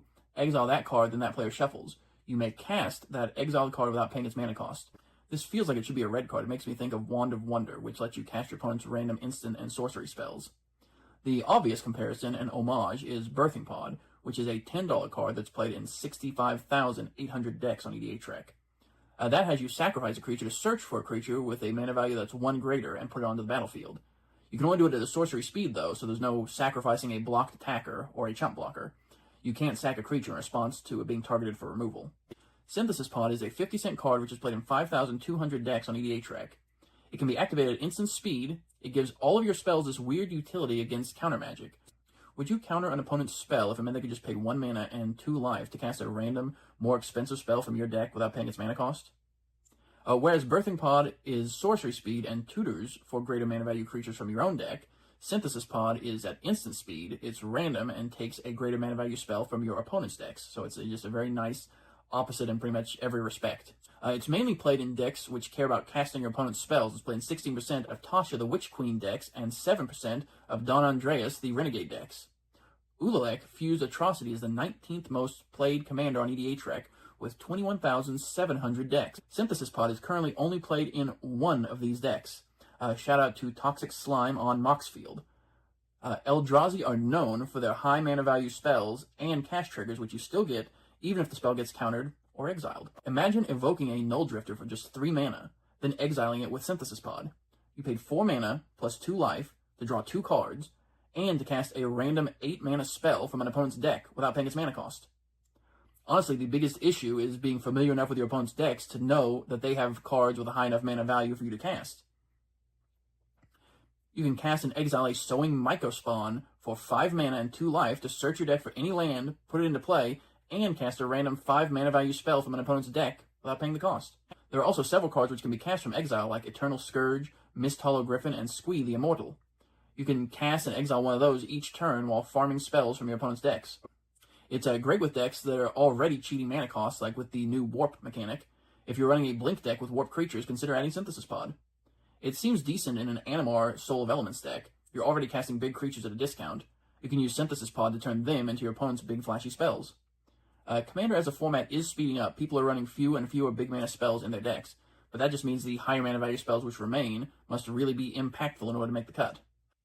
Casting your opponent's 5, 6, or 7 mana spells is going to be some of the strongest payoffs in their decks. Of course, the card is random and there's no telling if it will synergize with your decks. Synthesis Pod reminds me of Root Path Purifier in a way, which I talked about in a previous video. Synthesis Pod is another card which can be built around in wacky ways, like including Eternal Scourge. But at the end of the day, it's still just one card out of the 99. I like it in decks where you want to be casting multiple spells in a turn. There are currently 16 commanders with blue that care about casting your second spell in a turn. Synthesis Pod would be a good inclusion in any of those. It is played in 6% of Saruman of many color decks, for example. Now that I think about it, I might actually have a spot in my Kite Card Zephyr Awakener deck, since that cares about casting spells, which are mostly cantrips. My deck has a polymorph theme, so there's hardly any creatures in the deck. Synthesis Pod is another way to potentially play one of your opponent's creatures in a deck which is running very few of their own creatures. I wouldn't try to build your deck around Synthesis Pod, but if you're already cheating the cost of big spells you cast, or benefit merely by casting spells without necessarily needing them to resolve, then Synthesis Pod can offer these decks a lot of additional utility to their deck's overall game plan. The randomness factor can be an issue for some, but for more casual tables, this can lead to lots of memorable games. Just make sure you don't forget to give back the cards after the game. Tangleweave Armor is next. It's 4 mana, 2 green for an artifact equipment, living weapon. When this equipment enters, create a 0/0 black Phyrexian Germ creature token, then attach this to it. Equipped creature gets +X/+X, where X is the greatest mana value among your commanders. Equip cost 4. Living Weapon is a nice callback to New Phyrexia. This is a 50-cent card which is played in 7,200 decks on EDHREC. Much like the card cycle of set booster exclusive commander cards from Midnight Hunt, which I spoke about in a previous video, this card rewards players for having a commander with a high mana value. Worth noting that the wording on Tangleweave Armor is more modern and all-encompassing. Previous versions of this effect only cared if your commander was in the command zone or on the battlefield. So if my opponent casts Stinging Study and I bounce a commander to their hand in response, they could either opt to put the card into the command zone to draw the cards, or let it go back to their hand and not draw the cards, since the commander was neither in the command zone or on the battlefield. With Tangleweave Armor, bouncing the commander to their hand won't remove the power boost granted by the equipment. Majestic Genesis from 2022 is the last time we saw the old wording about commanders on the battlefield or in the command zone. So I think it's safe to say that we're using the new wording for Tangleweave Armor moving forward, as evidenced by the fact that Cactus Preserve would later copy this new wording. As you might expect, it's highly played in decks where the commander has a high mana value. It's played in 52% of Galta Primal Hunger decks, 39% of the Pride of Hullclade decks, and 19% of Thrasta Tempest Roar decks. It's also played in 7% of Storvald Frost Giant Jarl decks, which seems really fun since it can give your 0/0 Germ token a base power and toughness of 7/7, on top of the boost granted by the equipment itself. Of course, the Tangleweave Armor doesn't offer any evasion like Trample, just a big static buff. There's really not much to say. If your commander has a high mana value, consider running this in your big green stompy decks. The last card to discuss today is a 5-color commander for Myr Tribal. Urtet, Remnant of Memnarch, is a 2/2 for 3 mana, legendary artifact creature Myr. Whenever you cast a Myr spell, create a 1/1 colorless Myr artifact creature token. At the beginning of combat on your turn, untap each Myr you control, and then Wooburg, white, blue, black, red, green, tap, put 3 +1/+1 counters on each Myr you control, activate only during your turn. Notably, this can be done at instant speed, but it has to be done on your turn. Urtet is a $3 card and is the commander of 15,000 decks on EDHREC. Urtet is currently ranked as the 71st most popular commander on EDHREC. It's the second most popular set booster exclusive commander, right behind Go Shentai of Life's Origin, which is number 54 with 16,800 decks. Myr are one of those creature types which you really don't see outside of a return to Mirrodin/Phyrexia, so the opportunities to upgrade this deck with new Myr cards are less than it would be for more universal creature types like goblins or elves, which tend to show up most places.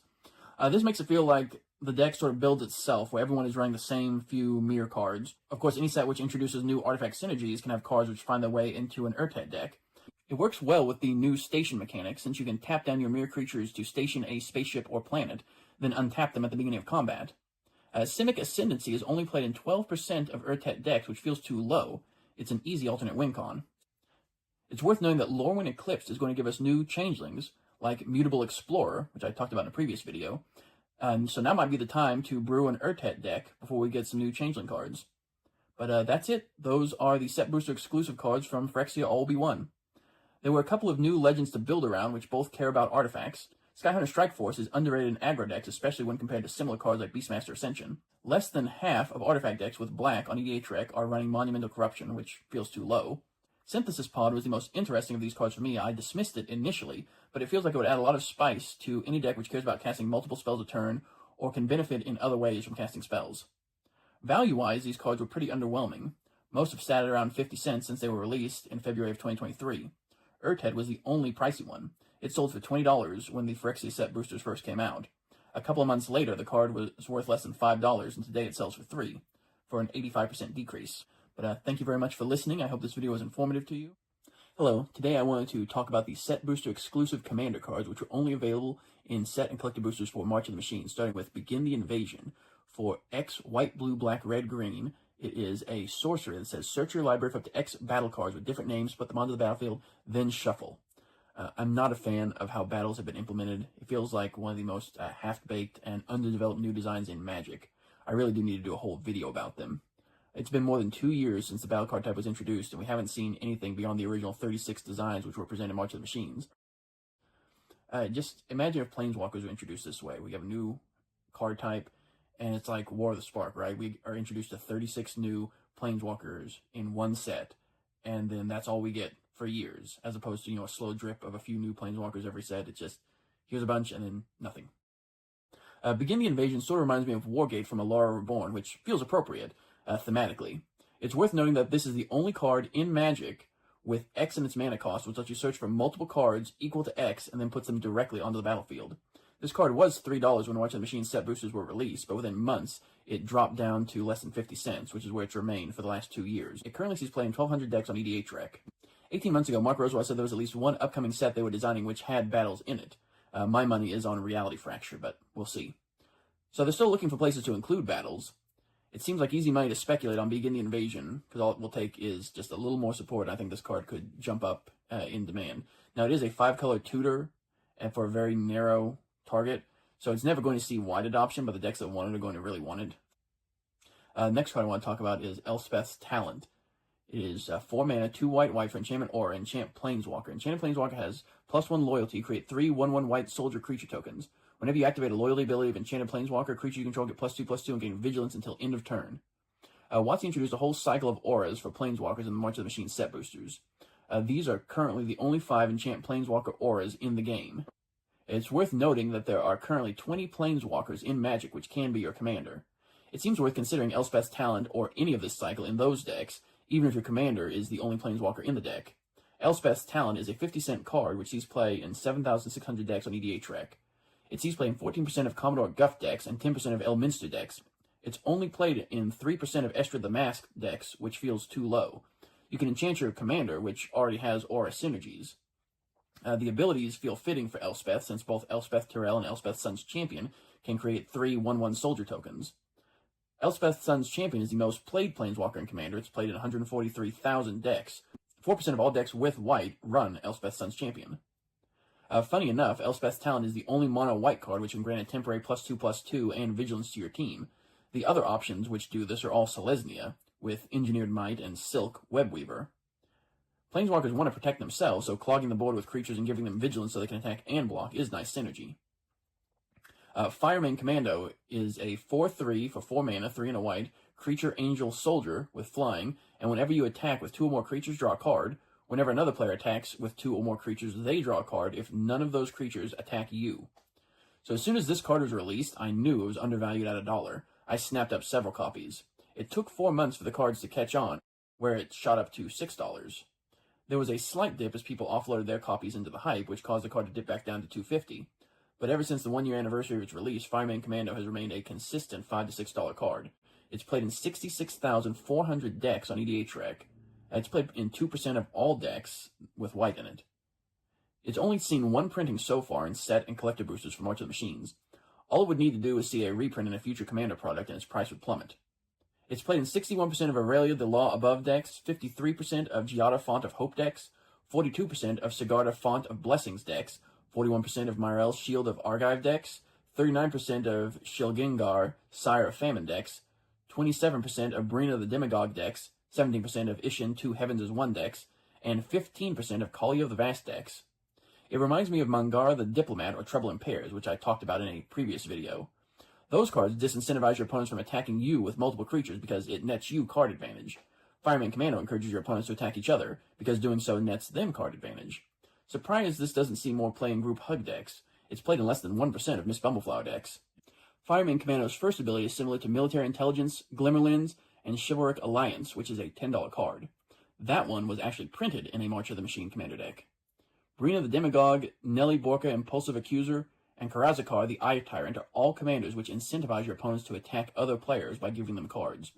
Fireman Commando seems really fun as part of an Ishin 2 Heavens as 1 deck, running all of those cards and doubling their triggers when creatures attack.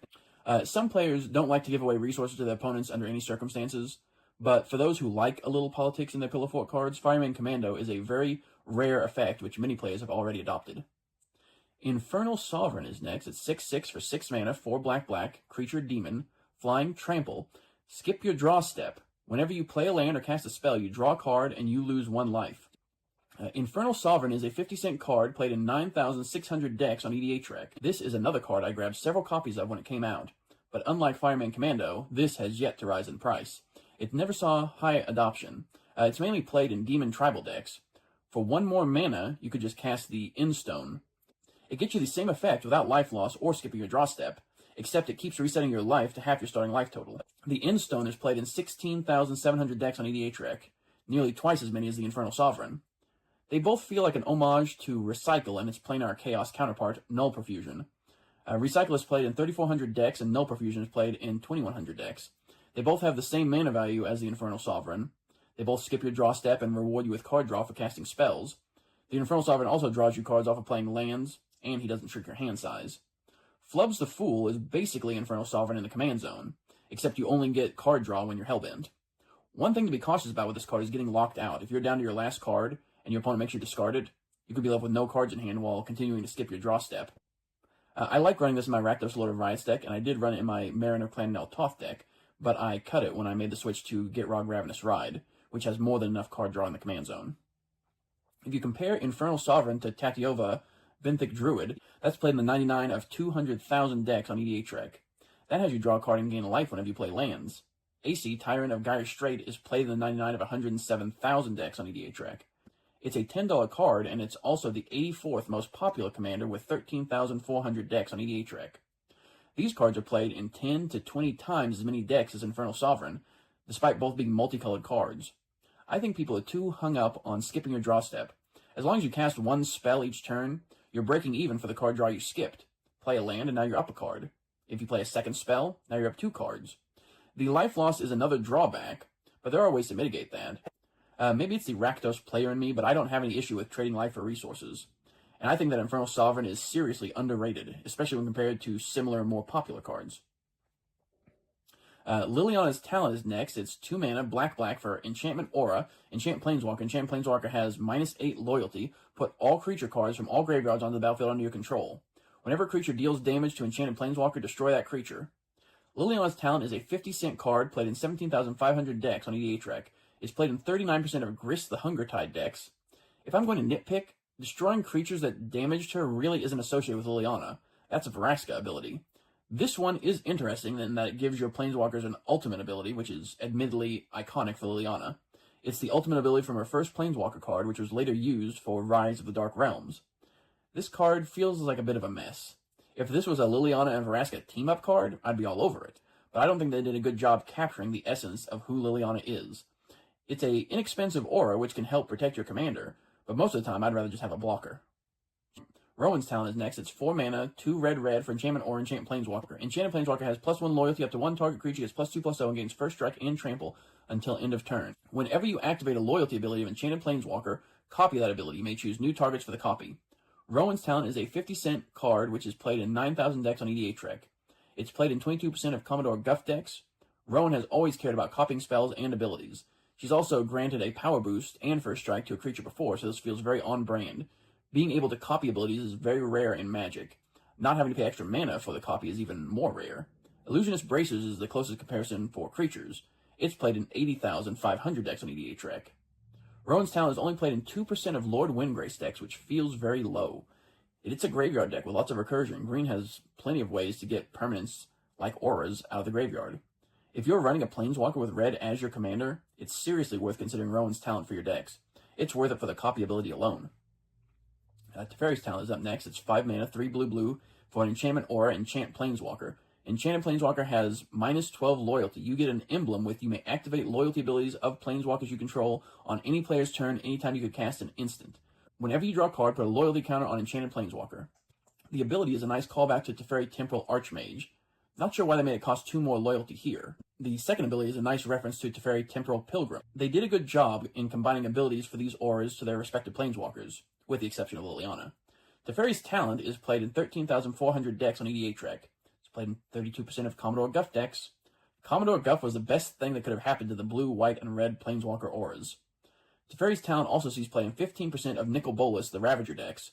Drawing 2 cards and gaining 4 loyalty seems pretty busted. Vivian's Town is the last card to discuss. It's 3 mana, 1 green, enchantment aura, enchant Planeswalker. Enchanted Planeswalker has +1 loyalty. Look at the top 4 cards of your library. You may reveal a creature or land card from among them and put it into your hand. Put the rest on the bottom of your library in a random order. Whenever a non-token creature you control enters, put a loyalty counter on Enchanted Planeswalker. Vivian's Town is a less than 50-cent card played in 1,700 decks on EDHREC. It's the least played card of this cycle by a wide margin. The first ability is going to draw you a card most of the time, unless you're barely running any creatures in your deck. It's also a nice reference to Vivian's first Planeswalker card. The second ability seems really strong. It's unlike anything we've seen before as a means for getting loyalty counters on a Planeswalker, especially if you can use flicker effects on your creatures each turn. It might have some use in some kind of Bant Blink deck, but those are the set booster exclusive commander cards from March of the Machines. The cycle of Planeswalker auras really took up a lot of real estate on a very niche card type for Commander, to say nothing of including a card dedicated to battles. That just left Firemane, Commando, and the Infernal Sovereign as the only 2 options for those who don't care about battles or Planeswalkers. I picked up both of those cards for my decks, but thank you so much for listening. Hello, today I want to talk about Wild Veldraine and the set booster exclusive Commander cards that were made for it. This is the penultimate Magic expansion to contain Commander cards exclusively available in set and collector boosters.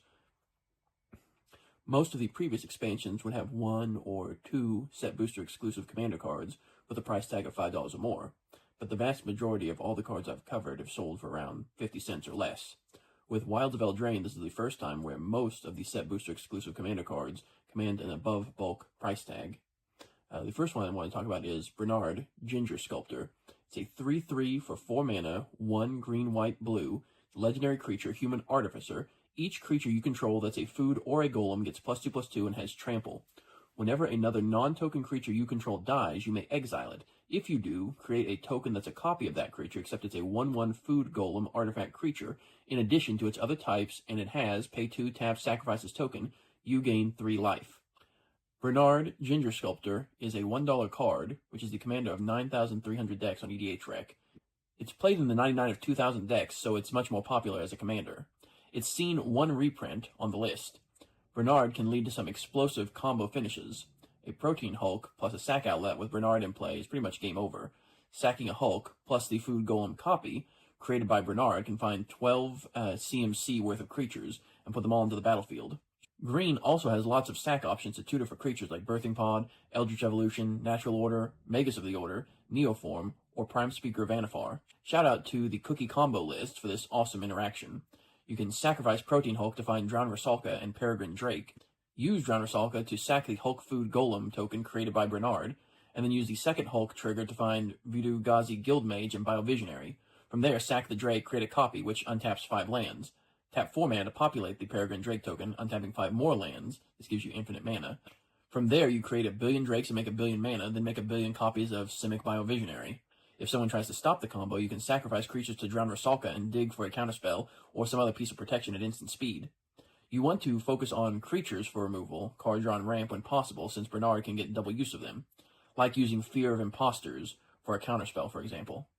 When I first saw Bernard, I just pictured him being the head of a silly food-themed deck, but it can be optimized to be a real powerhouse, which abuses enters and dies triggers. It's a time-tested Orzhov strategy, which has been given new life in Bant colors. The next card is part of a cycle, Court of Ardenvale. It's an enchantment for 4 mana, 2 white. When this enchantment enters, you become the monarch. At the beginning of your upkeep, return target permanent card with mana value 3 or less from your graveyard to your hand. If you're the monarch, return that permanent card to the battlefield instead. Court of Ardenvale is a $2 card played in 39,000 decks on EDHREC. In the months after its release, Court of Ardenvale rose to it be a $6 card. It's since sold back down to $2 for a 66% decrease. People love Sun Titan. It's had more than 24 printings. It's a 50-cent card played in 285,000 decks on EDHREC. 8.6% of all decks with white in their color identity are running Sun Titan. Court of Ardenvale is played in 34% of Aragorn King of Gondor decks and 32% of Queen Marchesa, long may she reign, decks.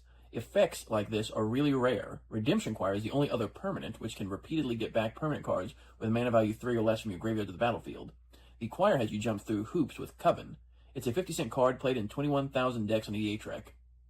Court of Ardenvale sees nearly twice as much play, and all it asks is for you to hold on to the Monarch. But even without that, you still get to return cards to your hand. Any deck running Sun Titan should consider giving Court of Ardenvale a try. Up next in the court cycle is Court of Embereth, which is an enchantment for 4 mana, 2 red. When this enchantment enters, you become the monarch. At the beginning of your upkeep, create a 3/1 red knight creature token. Then, if you're the monarch, this enchantment deals X damage to each opponent where X is the number of creatures you control. Court of Embereth is a $3 card played in 40,900 decks on EDH-Rec. This is the card which prompted me to make this entire series of videos, because I made a video talking about pricey commander cards which tanked without a reprint. In that video, I mentioned Court of Embereth, which had spiked to a $15 card after the release of a new Obeka in Outlaws of Thunder Junction. Unlike all the other cards I mentioned in that video, though, this was the only commander card which never appeared in a commander deck, because it was only found in set or collector boosters. In addition to being played in 71% of Obeka Splitter Seconds, Court of Embereth is also played in 35% of Aragorn King of Gondor decks and 34% of Queen Marchesa, Long May She Reign, decks. The closest point of comparison for Court of Embereth is Thundering Raiju, which damages each opponent equal to the number of modified creatures you control. If you have a go-wide tokens deck, it's worth considering. Court of Embereth is only played in 1% of Krenko Mob Boss decks, which feels too low. If you can protect the Monarch with a bunch of tokens, Court of Embereth gives you a way to close out games fast. Up next is Court of Garenbrig. It is an enchantment for 3 mana, 1 green. When this enchantment enters, you become the monarch. At the beginning of your upkeep, distribute 2 +1/+1 counters among up to 2 target creatures. Then, if you're the monarch, double the number of +1/+1 counters on each creature you control. Court of Garenbrig is a $10 card played in 72,100 decks on EDH-Rec. Within a few months of the release of Wilds of Eldraine, Court of Garenbrig had risen to nearly $30. The price has slowly retracted and currently sells for around $10 for a 66% decrease.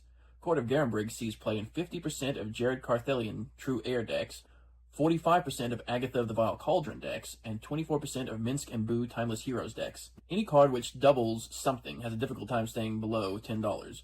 Bristly Bill Spine Sower is a $40 card which is played in the 99 of 97,200 decks on EDH-Rec. It's also the commander of 5,800 decks. Court of Garenbrig is played in 22% of Bristly Bill decks. Colonian Hydra has seen more than half a dozen reprints, which has helped to keep its price down. It's a $5 card, but it saw a reprint in the Bloomborough Commander decks. That copy sells for around $2.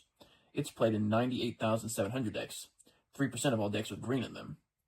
I would wait for a reprint to bring the price down before picking up the Court of Garenbrig. Court of Lockthwain is next, and it's an enchantment for 4 mana, 2 black. When this enchantment enters, you become the monarch. At the beginning of your upkeep, exile the top card of target opponent's library. You may play that card for as long as it remains exiled, and mana of any type can be spent to cast it. If you're the monarch, until end of turn, you may cast that spell from among cards exiled with this enchantment without paying its mana cost. Court of Lockthwain is a $3 card played in 44,400 decks on EDH-Rec. Court of Lockthwain saw a similar price spike to $26, and for the same reason. The new Obeka in Outlaws of Thunder Junction. Its price retraction was more sudden. The card currently sells for $3, a decrease of 88% from the high. This card is played in 64% of Obeka Splitter Seconds decks. It's played in 49% of Don Andres the Renegade deck, 45% of Gonti Knight Minister decks, 38% of Tasha the Witch Queen decks, and 32% of Gonti Canny Acquisitioner decks. One nice thing about using your opponent's resources against them is that it scales with the power of the table. If that's what you want to try in your games, then Court of Lockthwain is worth considering. Court of Vantress is next. It's an enchantment for 4 mana, 2 blue. When this enchantment enters, you become the monarch. At the beginning of your upkeep, choose up to 1 other target enchantment or artifact. If you're the monarch, you may create a token that's a copy of it. If you're not the monarch, you may have this enchantment become a copy of it, except it has this ability. Court of Vantress is a $3 card played in 47,400 decks on EDH-Rec. Court of Vantress shopped to $15 due to the new Obeka print in Outlaws of Thunder Junction. It currently sells for $3 for an 80% decrease. It's played in 68% of Obeka Splitter Seconds decks, 36% of Zur Eternal Schemer decks, and 29% of Aragorn King of Gondor decks. It also sees play in 24% of Lyn Cheerful Tormentor, which I mentioned in the first video of this series. Court of Vantress is a great way to copy your curse effects. This seems to mainly be played in decks which care about copying enchantments. Copying artifacts feels like an afterthought, which makes sense. It's an enchantment itself, after all. But if you compare this to Mechanized Production, which is played in 110,000 decks on EDH-Rec, 3% of decks with blue. That one is much riskier because it's an aura. If you lose the attached artifact, you're unable to copy things. Extravagant Replication is played in 63,000 decks on EDH-Rec. It costs 2 more than Court of Vantress, but you always get a copy, and it isn't just limited to artifacts or enchantments. If you're in a go-wide artifact deck that's already running Mechanized Production, it's worth considering Court of Vantress for copying your artifacts. I feel like its artifact synergies are going overlooked. Up next is Corvold Gleeful Glutton. It's a 4/4 for 8 mana, 5 black, red, green, legendary creature, Dragon Noble. The spell costs 1 less to cast for each card type among permanents you've sacrificed this turn. Has flying, trample, haste. When Corvold deals combat damage to a player, put X +1/+1 counters on Corvold and draw X cards, where X is the number of permanent types among cards in your graveyard. Corvold Gleeful Glutton is a 50-cent card which is played in the 99 of 2,000 decks on EDH-Rec. It's only the commander of 1,100 decks. This is one of the rare times where a 3-color legend sees more play in the 99 than as a commander. The original Corvold was just too oppressive. This was WotC's second attempt to make Corvold and to make this one less broken. You fill your deck up with cards like Goldhound to get Corvold online quick. The deck can fold pretty hard to graveyard removal, though. They tried to give us an alternative to the busted original Corvold, but what ended up happening was it sees play in 3% of the OG Corvold decks. It also sees play in 3% of Slimefoot and Squee decks as a fine reanimation target. Throne of Eldraine is a legendary artifact for 5 mana. As Throne of Eldraine enters, choose a color. Tap. Add 4 mana of the chosen color. Spend this mana only to cast monocolored spells of that color. And then 3, tap, draw 2 cards. Spend only mana of the chosen color to activate this ability. Throne of Eldraine is a $24 card, which sees play in 130,000 decks on EDH-Rec. When Wilds of Eldraine came out, there was a brief window where you could pick up Throne of Eldraine for less than $10. It shot up to $24 right around the same time Court of Garenbrig shot up to nearly $30. While the Green Court has lost some of its value since then, Throne of Eldraine has stubbornly hung around the $20 to $24 mark for the last 2 years. The card is yet to see a reprint. It sees play in 25% of Giada Font of Hope decks, 20% of Sheoldred the Apocalypse decks, and 16% of Ogier Axonil Deepest Might decks. This is the kind of card I was worried WotC would print when they started making commander cards that were limited to set and collector boosters. A powerful colorless artifact which can go in any monocolored deck. I like it when WotC rewards people for playing monocolored decks. Too much of the game encourages 5-color good stuff. The payoffs for going monocolor are few and far between. Endless Atlas. Throne of Eldraine really needs a reprint, but I don't see it getting one outside of a Secret Lair or a reprint in a monocolored commander deck. There are no Masters reprint sets on the horizon. Gilded Lotus is a $1 card that's played in 220,000 decks on EDH-Rec. It's played in 3% of all decks. Adding 4 mana instead of 3 makes Throne of Eldraine feel really pushed. Tacking on repeatable card draw is just too much value. For comparison, Chromatic Orrery is a $35 card for 7 mana, which adds 5 and can draw multiple cards. It's played in 97,100 decks on EDH-Rec. Chromatic Aura is like the inverse of Throne of Eldraine. Instead of pushing you into a monocolored deck, Chromatic Aura encourages you to play as many colors as possible. Throne of Eldraine is the first set booster exclusive commander card that feels like a mistake from a power perspective. They felt very cautious in their previous designs, but this one felt like they were really pushing the envelope. But what are your thoughts? Is Throne of Eldraine too good, or does it offer an appropriate level of value to help monocolored decks compete? Was a set booster exclusive slot the right place for this card? These cards are definitely more well known than most of the other cards I've talked about in this series. Many of these cards you may have played with or seen before in Commander games. Hello. Lost Caverns of Ixalan was the last set booster to feature Commander cards, which were exclusive to set and collector boosters. It was also the first one to include set booster exclusive double-face cards. Worth noting that this makes these cards more difficult to reprint, since not all products incorporate double-face cards. It'll be more difficult to reprint them in a Commander deck, for example. But first up is Altar of the Wretched, which is an artifact for 3 mana, 2 and a black. When this artifact enters, you may sacrifice a non-token creature. If you do, draw X cards, then mill X cards, where X is that creature's power. Craft with 1 or more creatures. For 4 mana, 2 black. Exile this artifact, exile 1 or more creatures you control and or creature cards from your graveyard. Return this card transformed under its owner's control. Craft only as a sorcery. And then it also has pay 3 mana, 2 and a black. Return this card from your graveyard to your hand. The back of the card is Wretched Bone Mass, which is a black creature skeleton horror. Wretched Bone Mass's power and toughness are each equal to the total power of the exiled cards used to craft it. This creature has flying as long as an exiled card used to craft it has flying. The same is true for First Strike, Double Strike, Death Touch, Haste, Hexproof, Indestructible, Lifelink, Menace, Protection, Reach, Trample, and Vigilance. Altar of the Wretched is a 50-cent card played in 13,500 decks on EDH-Rec. It's played in 36% of Zoo Effete, Osteoharmonist decks, and 34% of Hogak, Arisen Necropolis decks. I've debated adding this to my Gitrog Ravenous Ride deck, which I spoke about in a previous video. Altar of the Wretched costs 1 mana less than Disciple of Bolus, which is a 50-cent card played in 79,100 decks on EDH-Rec. Alto the Wretched's mana value is half as much as Disciple of Freyalise, which is a $2 modal double-face card played in 150,000 decks on EDH Rec. Both Disciple cards gain you life in addition to drawing cards, but if your main focus is the card draw, Alto of the Wretched is one of the best rates we've ever seen for this effect. Plus, it offers self-mill, which can be as good as double the card draw in a deck poised to take advantage of their graveyard. And, as if that weren't enough, Alto of the Wretched has the ability to return itself from your graveyard to your hand for just 3 mana at instant speed. I really do need to find a spot for this in my Gitrog Ravenous Ride deck. I can saddle up a huge creature with Gitrog, sacrifice it, then craft it with the altar to get another huge creature to saddle with my commander. Then after the Wretched Bone Mask gets sacrificed, I can just pay 3 mana to return Alto of the Wretched to my hand and cast it again to sacrifice another creature. Worth noting that the star checks the power in all zones, so if you exile a Cultivator Colossus, the Wretched Bone Mask will have power equal to the number of lands you control. But if you exile something like Multani Yavimai's Avatar, its power and toughness will be 0/0 in exile. The Wretched Bone Mask only cares about the power of the exiled cards, so if you exile something with low toughness and high power, Wretched Bone Mask will come back with power and toughness equal to the power. If you run Disciple of Bolas or have other effects to sacrifice big creatures in your deck, consider giving Altar of the Wretched a try. I certainly am. Up next is Contest of Claws.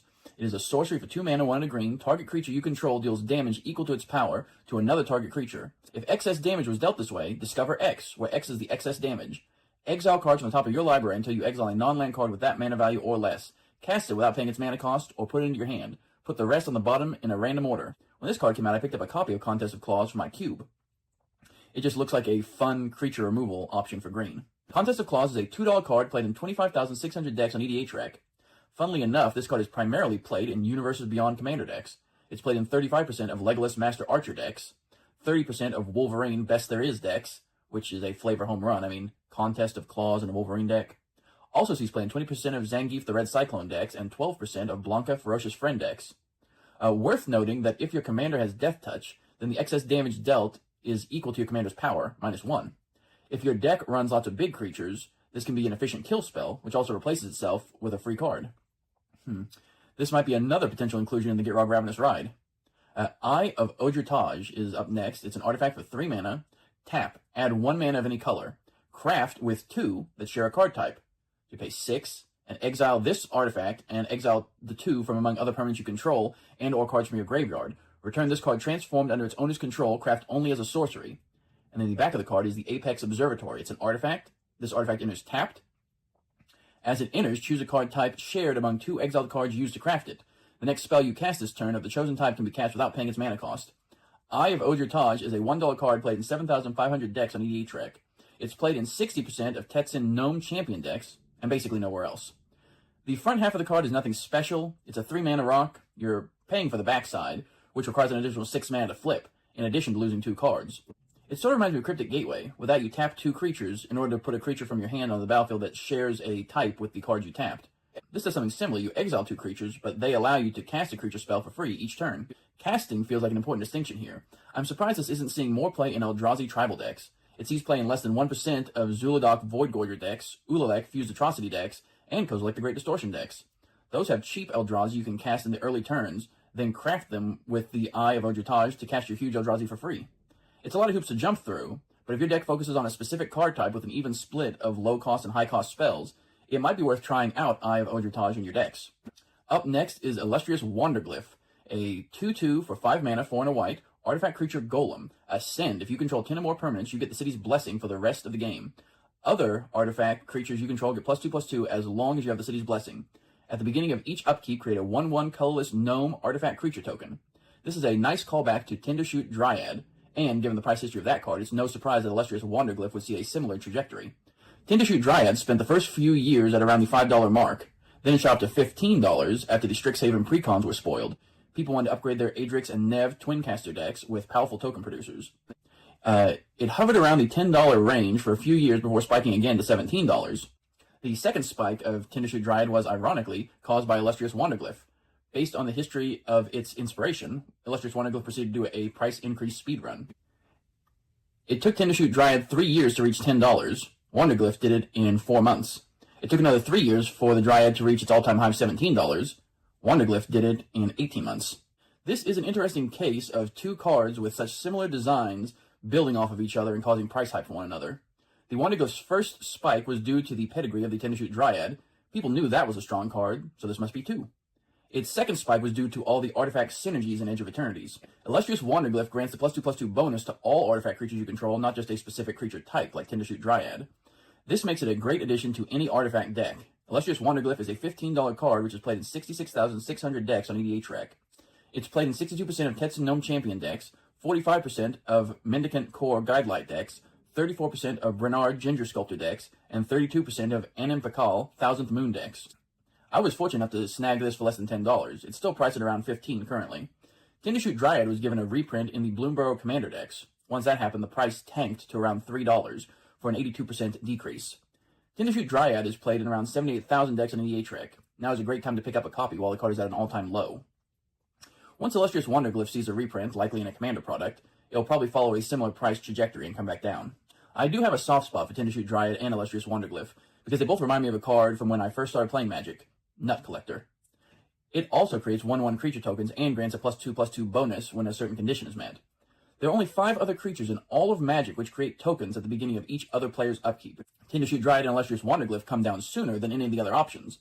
They may have a weaker stat line than those other options, but they're the only ones which can buff the tokens they produce. Rich Stalactite is next. It's an artifact for 2 mana, 1 red, has tap, add 1 red. Spend this mana only to cast instant or sorcery spells. Craft with 4 more red instants and or sorcery cards for 5 mana, 3 and 2 red. Exile this artifact, exile the 4 or more from your graveyard, return this card transformed under its owner's control, craft only as a sorcery. And then the back of the card is Cosmium Catalyst. It's a red artifact with pay 2, 1 red, and tap. Choose an exiled card used to craft this artifact at random. You may cast that card without paying its mana cost. The first thing that stood out to me is how this is a 2 MV mana rock, which WotC is careful to avoid printing for the most part. This one is pretty limiting though, in that it only allows you to cast instants or sorceries. It's also the only craft ability that cares specifically about non-permanent card types. Almost all other craft abilities care about creatures or artifacts. Though worth noting that you can also exile instants or sorceries to craft with Eye of Odritage. Rich Stalactite is great in Spellslinger decks. You can cast cantrips or removal early, then later on in the game you can pay 5 mana and exile a minimum of 4 red instants or sorcery cards to use them again. This compares to Forger's Foundry. It's a 3 MV mana rock in blue. You can spend the mana on anything, but it lets you exile spells upon resolution when you cast an instant or sorcery spell with mana value 3 or less. Forger's Foundry is a 50-cent card played in 12,900 decks on EDHREC. In contrast, Rich Stalactite is a 50-cent card played in 5,700 decks on EDHREC, less than half. The Stalactite costs 2 mana as opposed to 3, it adds red as opposed to blue, it can only be used to cast instants or sorcery spells as opposed to being used for anything, it costs 5 mana to either craft the Stalactite or to activate the Foundry's ability. You need at least 4 red instants or sorcery cards to craft, worth knowing that there's no limit to the mana value of those spells being crafted.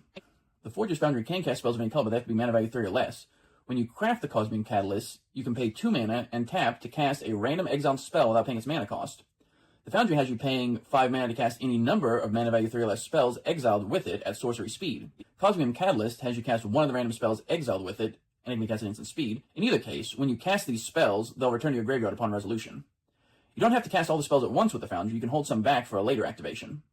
The random nature may be a strike against the Cosmic Catalyst for some, but with enough redundancy you can help shape your options, like exiling 4 pieces of spot removal or 4 pieces of card draw. With the Forger's Foundry, you actually have to cast the spells in order to exile them. With Rich Stalactite, they just have to be in your graveyard.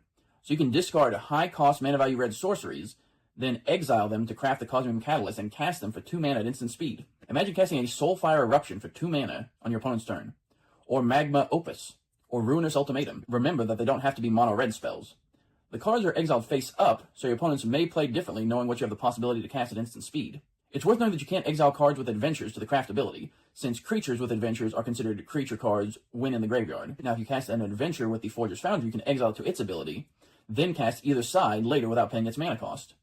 Rich Stalactite is played in 11% of Imodane the Pyrohammer decks, 8% of Ashling Flame Dancer decks, and 6% of Judith Carnage Connoisseur decks. If you're in a red Spellslinger deck and don't mind a little chaos, then this is definitely worth considering. Paleontologist Pickaxe is next. It's an artifact equipment for 2 mana, and it says, when equipped creature attacks, draw a card, then discard a card. Equip, cost 1. Craft with 1 or more creatures.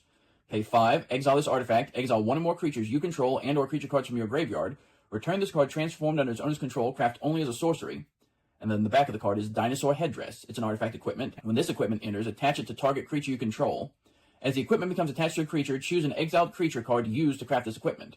Equipped creature is a copy of the last chosen card, and then has equip of 2.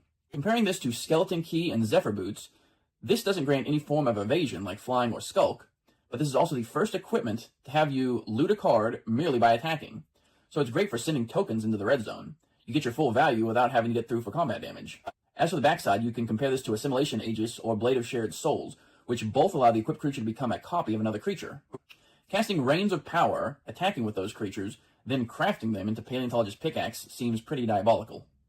If you're running a commander which already has you stealing and sacrificing your opponent's creatures, this is another outlet for turning temporary theft into a more permanent sacrifice. The fact that the front side has you looting means that you can discard huge creatures and pay 5 mana to craft as a quasi-reanimation spell. It sort of reminds me of the hilariously named Dermotaxi. That's a 50-cent card played in 7,000 decks on EDH Rec. Paleontologist Pickaxe is a 50-cent card played in 2,700 decks. I really think that this should see more play. It's played in 14% of Tetsun Gnome Champion decks and 2% of Ellie and Alan Paleontologist decks, which is a home run in terms of flavor. This feels very similar to Eye of Ojir-Taj, in that both are colorless artifacts which benefit from being in a tribal deck with lots of high-end creatures. Crafting the Eye lets you cast your big spells for free. Crafting the Pickaxe lets you turn your smaller creatures into a copy of the big creatures you exiled.